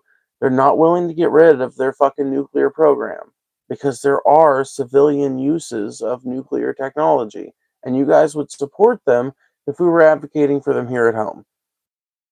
You just don't want Iran to have them because you've been propagandized into believing that Iran is 5 minutes away from having a nuke. Do you realize that Iran has been 5 minutes away from having a nuke for the last 30 fucking years? Literally, you can watch Benjamin Netanyahu give fucking functionally the same speech for the last 20 fucking 5 years. It is crazy. Go back through, look it up on YouTube. You can see whole clips of him acting like Iran's 2 weeks or 5 minutes or 2 hours or a month away from getting nukes if we don't do something immediately. It has been an ongoing narrative since the Iranian Revolution. It's never going to go away as long as we maintain a status with Iran where they're like this enemy country that we're bellicose with, and we never do any deals with them. We don't talk to them. Like, the fact that Obama was negotiating a deal with the Iranians proves that they're willing to come to the table. The fact that they were having talks in Geneva with the Trump admin proves that they're willing to come to the table. They're just not willing to give up their whole asshole. And neither would we be. Neither would we be.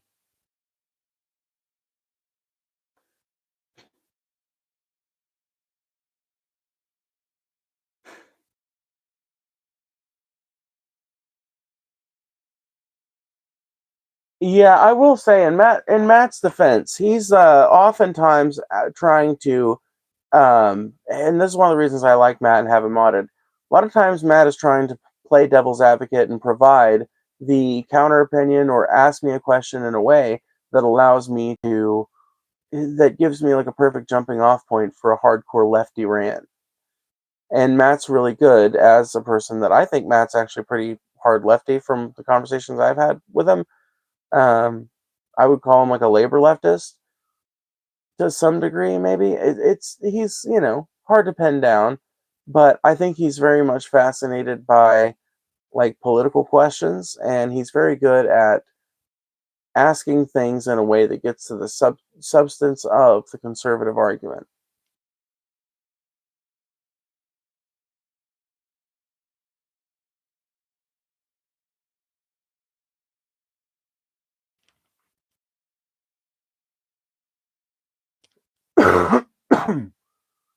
Well, you called him a Trumper earlier, so I just wanted to clarify.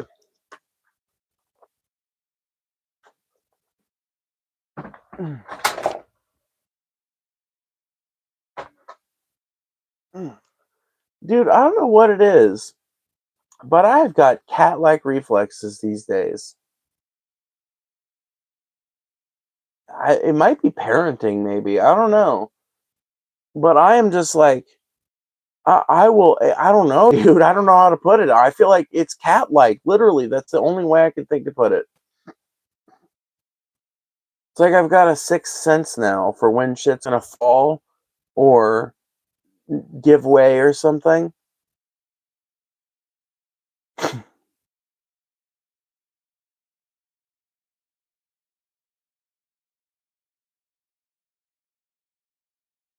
Phoebe, 100% parenting. You could 100% catch a baby. Dude, my ex once told me that, this was back when we were still together. They once told me that whenever they would get up for work, um, I would, like, if they moved a certain way, or like some part of their body like grazed a certain part of my body, I would like jump in my sleep and like instantly like grab our son and then like fall right back to sleep, or like I don't even remember waking up, so it's like weird to think that it was like an autonomous response almost. I don't know.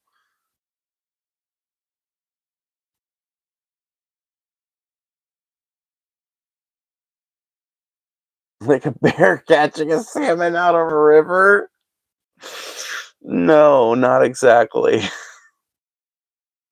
No. No, not really, no. No, Matt. Not like that at all. Like a bear catching a salmon out of a river. Matt, I think sometimes you're higher than I am.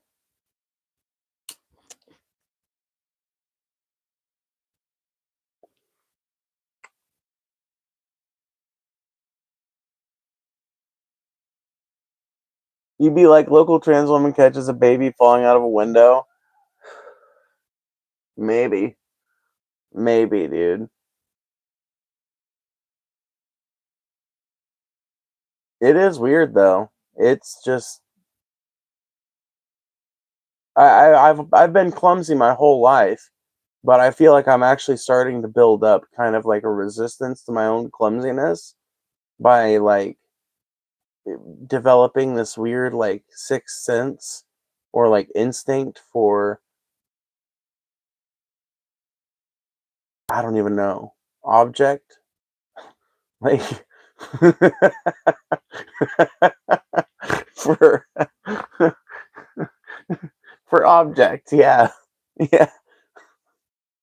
For object.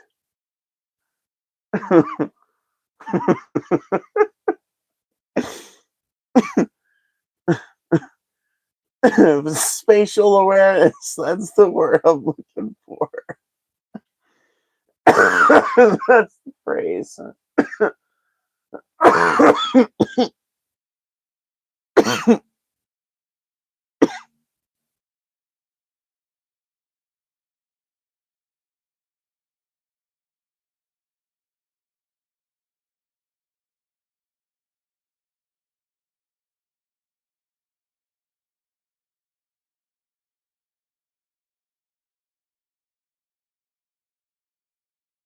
Quick twitch reflexes.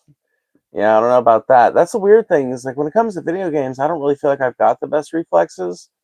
Like, I really prosper in video games where, like, you don't have to have the best reflexes ever, where it's like forgiving of that kind of thing. And I've never been good at those, like, fucking shooters of any kind, really. I'm trying to think if there's any, like, is there any? I guess War Thunder is kind of a shooter, but not exactly. It is, but it's not.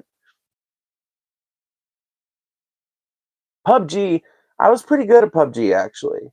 But once again, it's not a fucking, like, it's not like a Twitch shooter.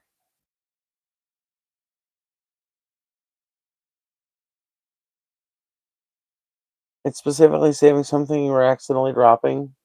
Very specific talent. Yeah, I mean, it's, I don't know. It's like not just that. It's not just saving something I'm falling. It's like, I've been...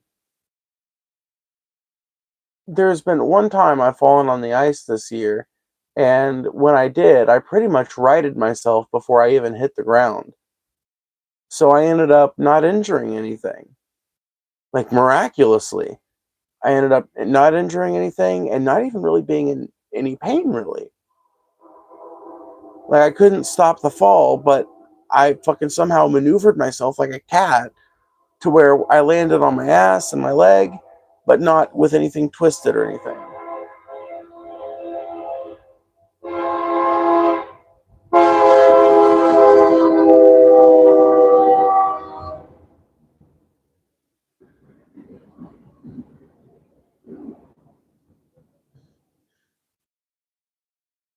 You've almost dropped the bong one too many times? Almost. Dude, there's this one memory I have of, like, knocking off a wine bottle off a dryer that was in the garage. Me and some friends were partying in, and I was so drunk and high, I was so fucking crossfaded, that this bottle, I remember it falling in slow motion. And I watched, and I was like, oh, shit. And it fell, and it shattered into 1,000 pieces. It exploded, dude, like into 1,000 pieces. It was empty, thank God. But I had to, like, fucking snap myself out of it enough to go grab the broom and shit. Sucked.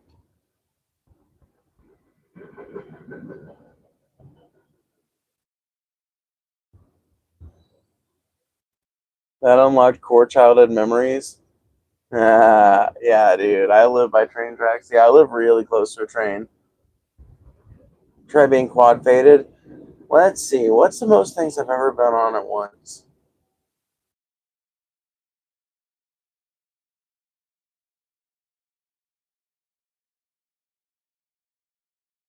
If tobacco counts, then I've been quad faded.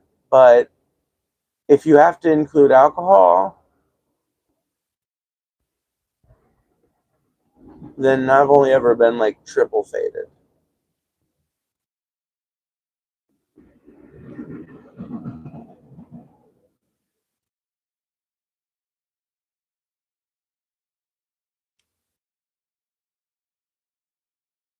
It doesn't. All right, then yeah. I've only ever been triple faded at best.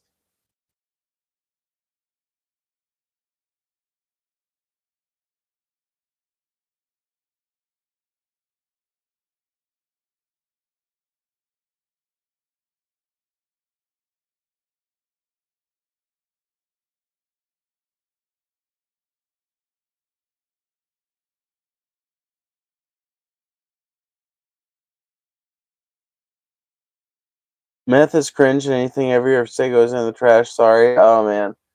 I don't I'm not personally a fan of meth. I've never done it, but I kind of see how it like destroys lives in a way that it doesn't seem like a whole lot of other drugs really do. And while I support anyone's right to do any drug they so please and think it should be regulated by the state and taxed rather than being legal, I do think that meth is one of those drugs that it's like the stigma behind it makes more intuitive sense.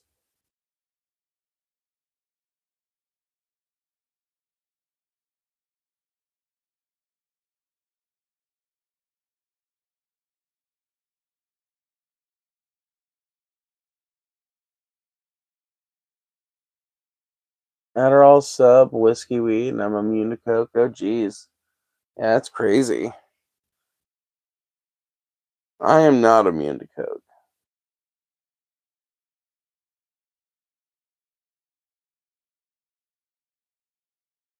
I am not immune to coke at all.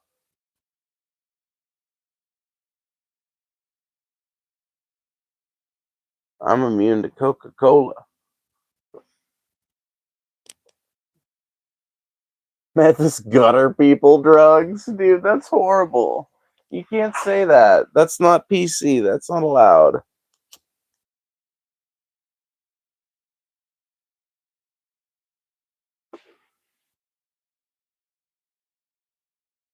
Gutter people drugs, bro. That shit's crazy. No, listen, meth just like if you use it over a long period of time, it's going to induce tendencies in you that are going to make you a worse person. Pretty much every time. Not every time, but most of the time.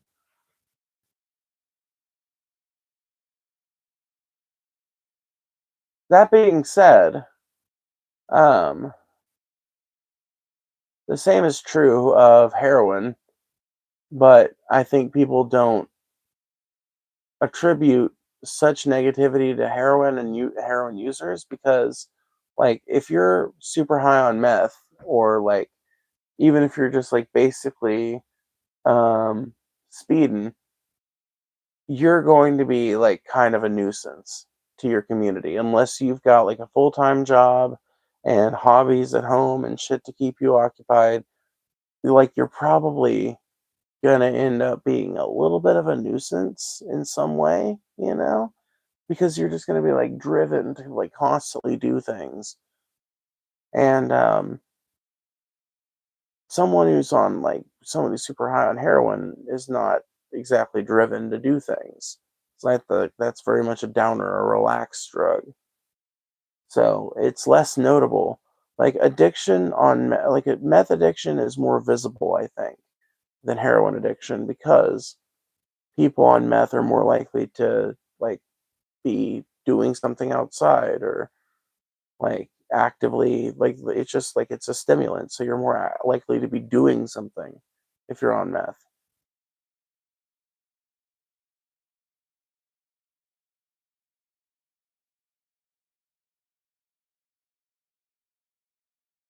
Heroin's coming back in a big fucking way. Is it? I feel like that's just a line from Pulp Fiction, dog.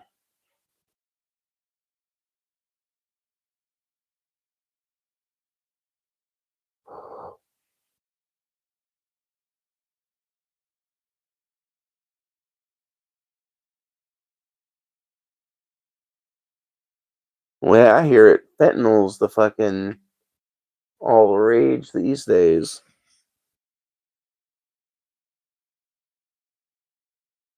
People on meth freak me out. They have exaggerated facial features and quick body movements, plus they just act crazy when they're high.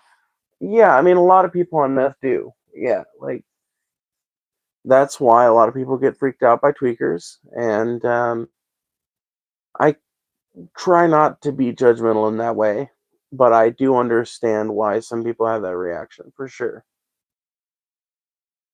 Definitely disconcerting to see somebody that looks like that on some level.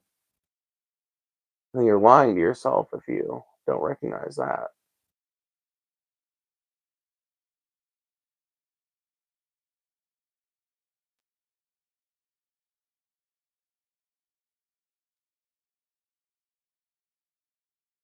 Adderall make me want to be blessed again. Adderall for that. What now?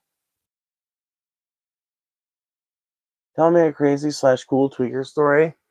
So this one time I was tripping acid in a gas station parking lot in southeast Colorado, and me and my road dog Adam were watching this dude pacing back and forth on the access road that led to like a motel and I don't know some other shit down the road, but there it also led to the gas station we were at or the truck stop, whatever you want to call it. Had a Wendy's at it too. It was kind of nice. Anyway, we watched this motherfucker just pace up and down the road for must have been 4 hours. He was like our anchor point for that trip. 6 hours probably we watched that motherfucker. And eventually, around 4:30 in the morning, we decided we're gonna go over there and see. Because he was pacing back and forth for fucking 6 hours. And he had a backpack on, but it looked like one of those like book bags that you might give a kid if they don't have very much homework or they're not expected to carry back very much back and forth from school. Like one of those drawstring backpacks, basically. He had one of those on and a backwards cap and a white t-shirt and some like athletic shorts. And mind you, this is fucking southeast Colorado at night. Doesn't matter what time of the fucking year it is, that's cold. It was like in Trinidad. So like it's cold. It doesn't matter what time of year it is, it's fucking cold at night in that part of Colorado. Like most of the elevated parts of Colorado. So it was just very strange, very weird. But around 4:30, we decided to finally we're gonna go over there. We're gonna investigate. We're gonna see like, does he need anything? Is he like waiting on a ride? Like what's going on? Well, we get over there and we get close to him, and my friend, my road dog, yells up to him, and they're like, "Hey, do you need any help?" And he's like, "I'm straight, man. I'm straight." Mind you, this is a white guy. He's like, "I'm straight, dog. I'm straight." And I'm like, right? And Adam's like, "Are you like are you waiting for a ride or something? Because like, like we might be able to help you out if you need one or something." He's like, he muttered something under his breath. I don't even pretend to know. Summoning some insane rambling. I don't, like I said, you got me. But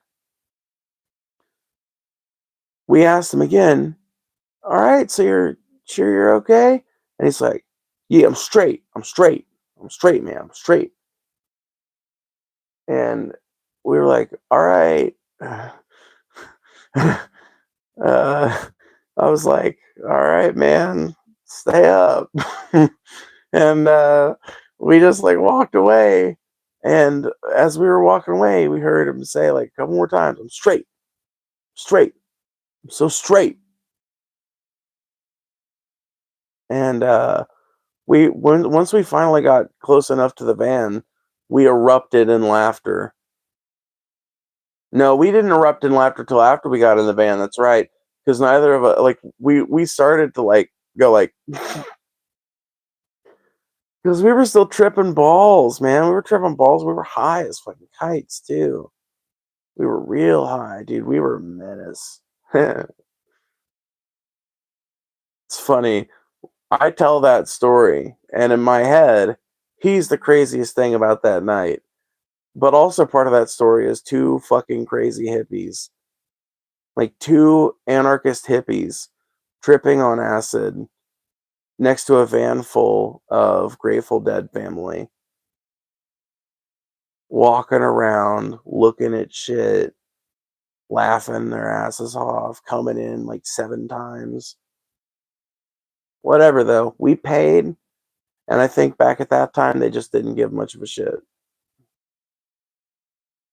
Nowadays, though, they done changed at all. They ruined the place. Doesn't exist now. Then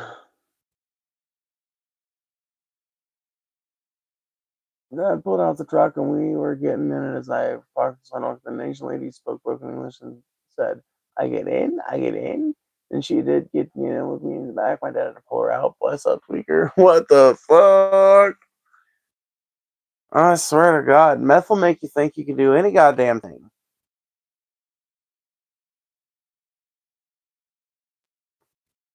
Anyway, I'm probably going to get off here soon. It's been almost 2 hours. That was my crazy fucking tweaker story. I miss those useful neighborhood tweakers who could fix your Honda Accord's transmission with a single screwdriver. Oh, dude, those neighborhood tweakers still exist. They're not as well distributed because that type of neighborhood tweaker is like the result of specific kinds of parenting. Like you got to have a good enough childhood that your parents taught you a little bit about how to work on shit and instilled in you a love of working with your hands. But you got to have a fucked up enough childhood to be on drugs. There's a very narrow band of middle class where that happens.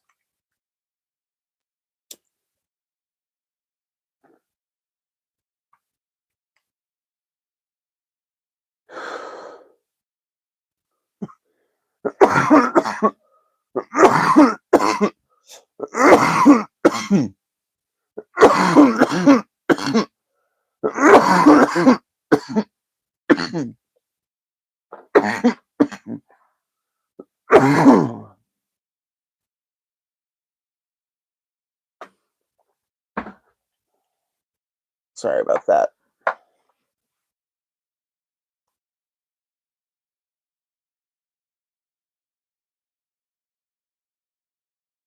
But yeah, I was pretty much like, well, bless up.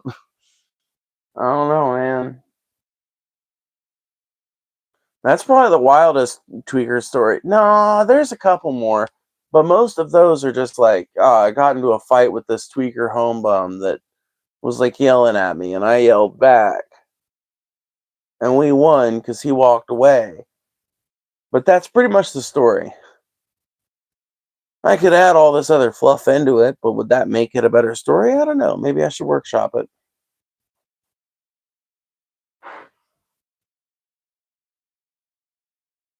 Taylor!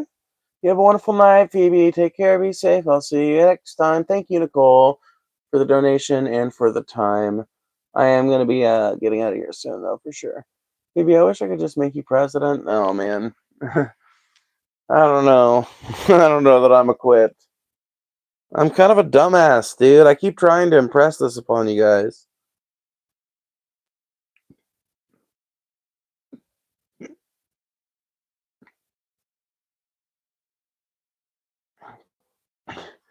Dude, Matt, do you not remember the one night when I said 100 years ago the whole universe was the globe?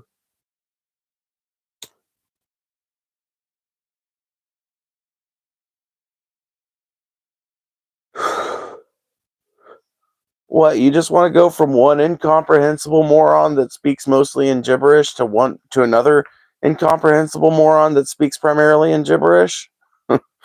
Like, what what are you, just like incoherent rambling dribble out of your president or something?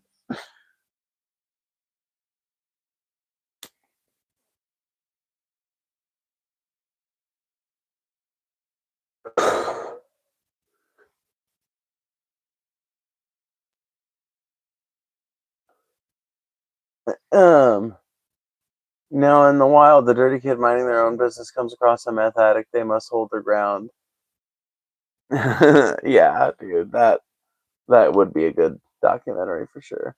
I would prefer a pothead trans woman over an old man who just hates everyone. Well, that's fair. That's fair. Hey, you would still have a bloviating moron who speaks primarily in gibberish, but at least you would be a bloviating moron with like good principles, you know.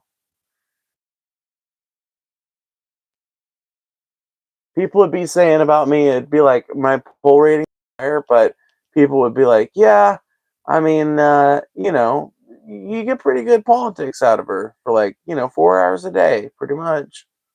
You get like varying levels of incoherence the rest of the day, but them 4 hours is good. There's something there. I can see it now. I wouldn't be they wouldn't be able to accuse me of like going to golf because I hate golf. I wouldn't even like my preferred way of schmoozing the wealthy and powerful would be like, come smoke a blunt with me in the Oval Office.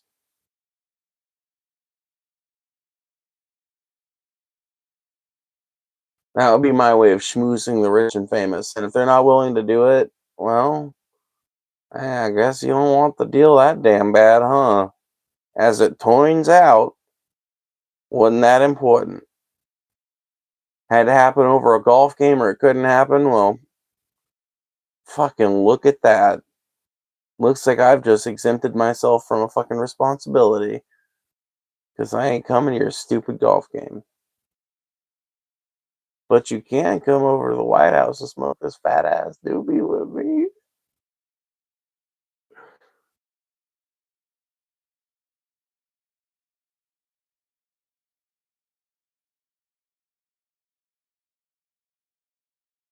Gibberish is my mother tongue. Me too. Can you guys not tell? The bust of Lincoln, you could hide in. Yeah. I don't think, like, here's the thing, weed is legal in DC. You guys realize that, in theory, unless federal statute, like, which it probably does, you're probably like, I imagine the White House is considered like a federal building. But I wonder if an individual president, like Obama was a smoker. Can anyone tell me, did Obama smoke in the White House? Or was he like an outside smoker kind of guy when he lived in the White House? Because that would tell me what my policy would have to be.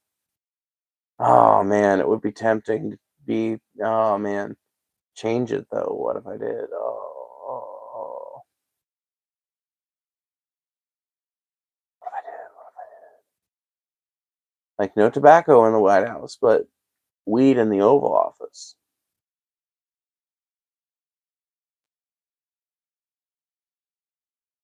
It's an open secret that Obama kept smoking, but did he smoke in the White House? Because if he was smoking outside, then I'm going to feel some impetus to smoke outside if I'm ever president, okay? But if he was smoking inside, then we got a little president on the president.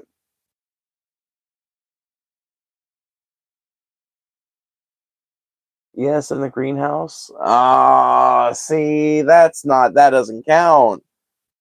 The greenhouse is like partially open to the air and it's got air recirculation and like like greenhouses also just permanently smell like whatever's growing in there and the soil medium and shit.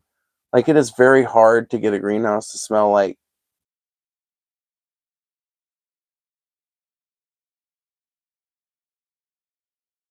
Hmm.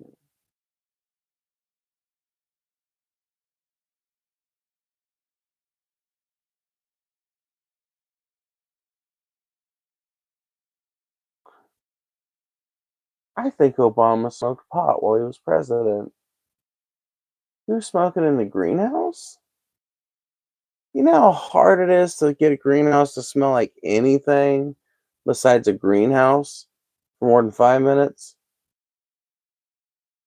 As a farmer kid, as a girl who grew up on a farm, I can tell you, it's incredibly difficult.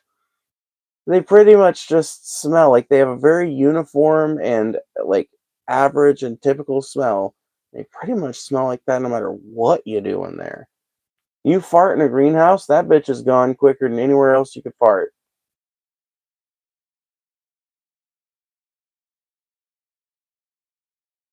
He could smoke outside, I bet you. He's the president of the United States. He could smoke outside anywhere on the White House grounds. But he chose the greenhouse. Why did he do that?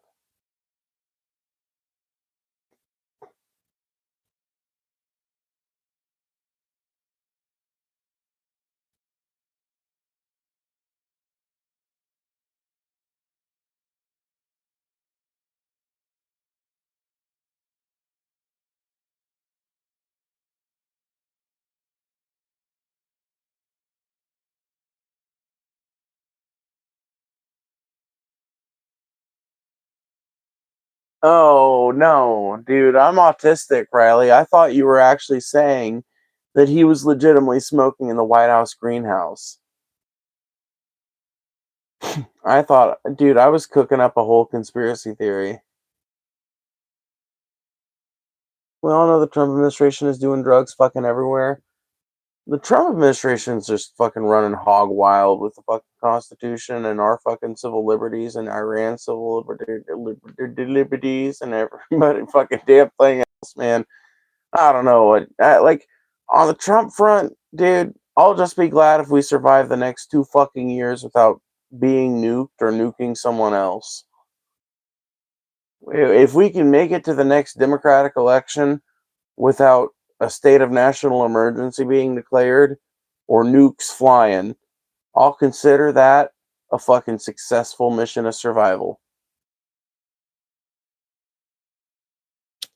The stakes are a bar in hell.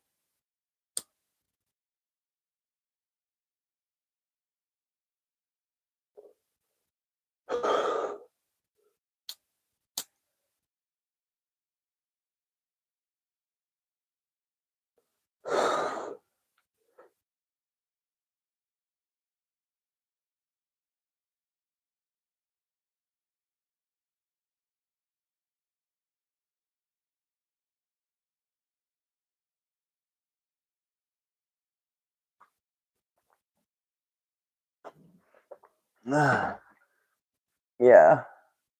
Well, gotta keep that sparkly attitude.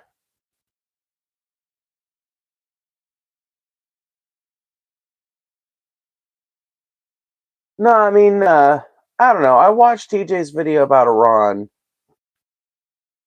and he said something in that video about how his content has taken on a defeatist tone lately, and it has. And I'm not going to try and talk him out of that either, because I think that what he's going through is a natural part of being part of the conversation for as long as he has, and coming at it the like politicians don't get usually to be hardliners the way someone like Bernie Sanders has. And the fact that Bernie Sanders has never taken um, even a short break from politics is kind of like miraculous because he's been a hardliner his whole life and he's been a hard advocate his whole life. And that's just a hard thing to maintain. Normally, you kind of have to be in the entertainment space to be an activist like that at all, much less to be one for an extended period of time. And I would imagine that being one for a very long time like making content about political topics and social commentary and shit. Eventually, it does come to a point where you've read so much news, you've seen the pattern repeat so many times, you've talked about how it repeats so many times, you've covered it from so many different angles, and you've talked about it in so many different ways. The news of the Ayatollah dying, and it's like your eyes just glaze over. The Rolodex of your brain flips through, looking for a familiar reference. Finally, it lands. Ayatollah Ali Khamenei took over after Ruhollah Khomeini. That's right. Supreme leader of Iran, yeah. Clerical leader of the theocracy over there. Gotcha. But the emotionality of it never registers, really. The lack of humanity in assassinating some sovereign country's leader with an airstrike certainly doesn't land, because that's become so normalized that it doesn't even that doesn't register on anyone's moral compass anymore, even the anti-war left. We've been trained to see the airstrike as the humane way to dispose of some human being you've rendered worthless, that you've decided their life is worth less than yours. We've normalized it to the point where even the anti-war left hardly calls out drone strikes and airstrikes and shit like that anymore.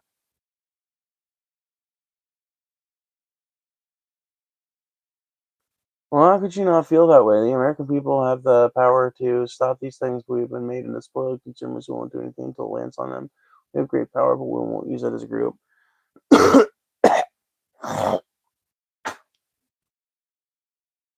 I mean, that's why I say I don't want to talk him out of it. That was the other thing I was leading into. The other reason I don't want to try and talk him out of it is because there is a futility to activism. There just is. Um, I think like that's you know one of the things you need to keep in mind as an activist, and why it's good to take frequent breaks and to try and keep plenty of other interests active, and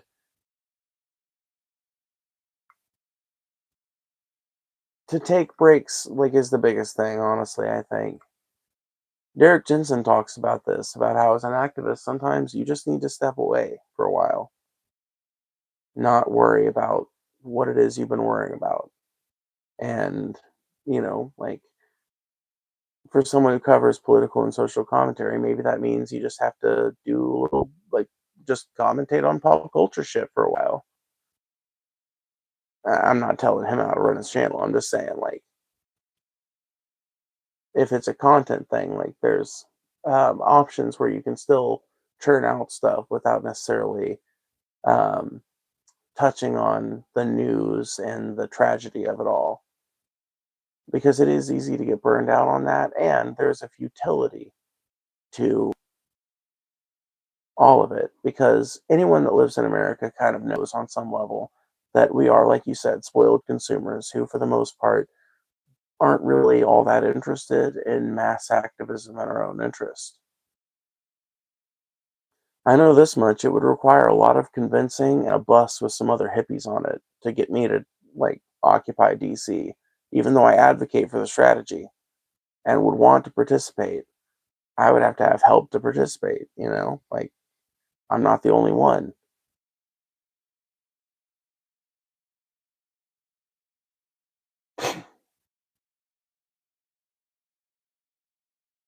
I started a joke which started the whole world crying, but I didn't see the joke was on me. Yep.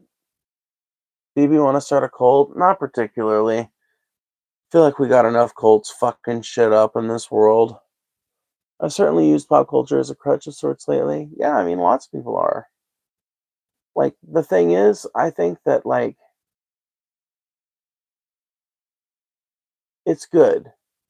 It's good to do that. Engage with the news, but take frequent breaks, and don't engage with it every day.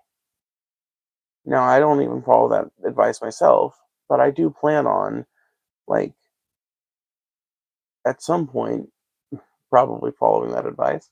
I mean, I guess I do to some degree, but I'm not the best about it.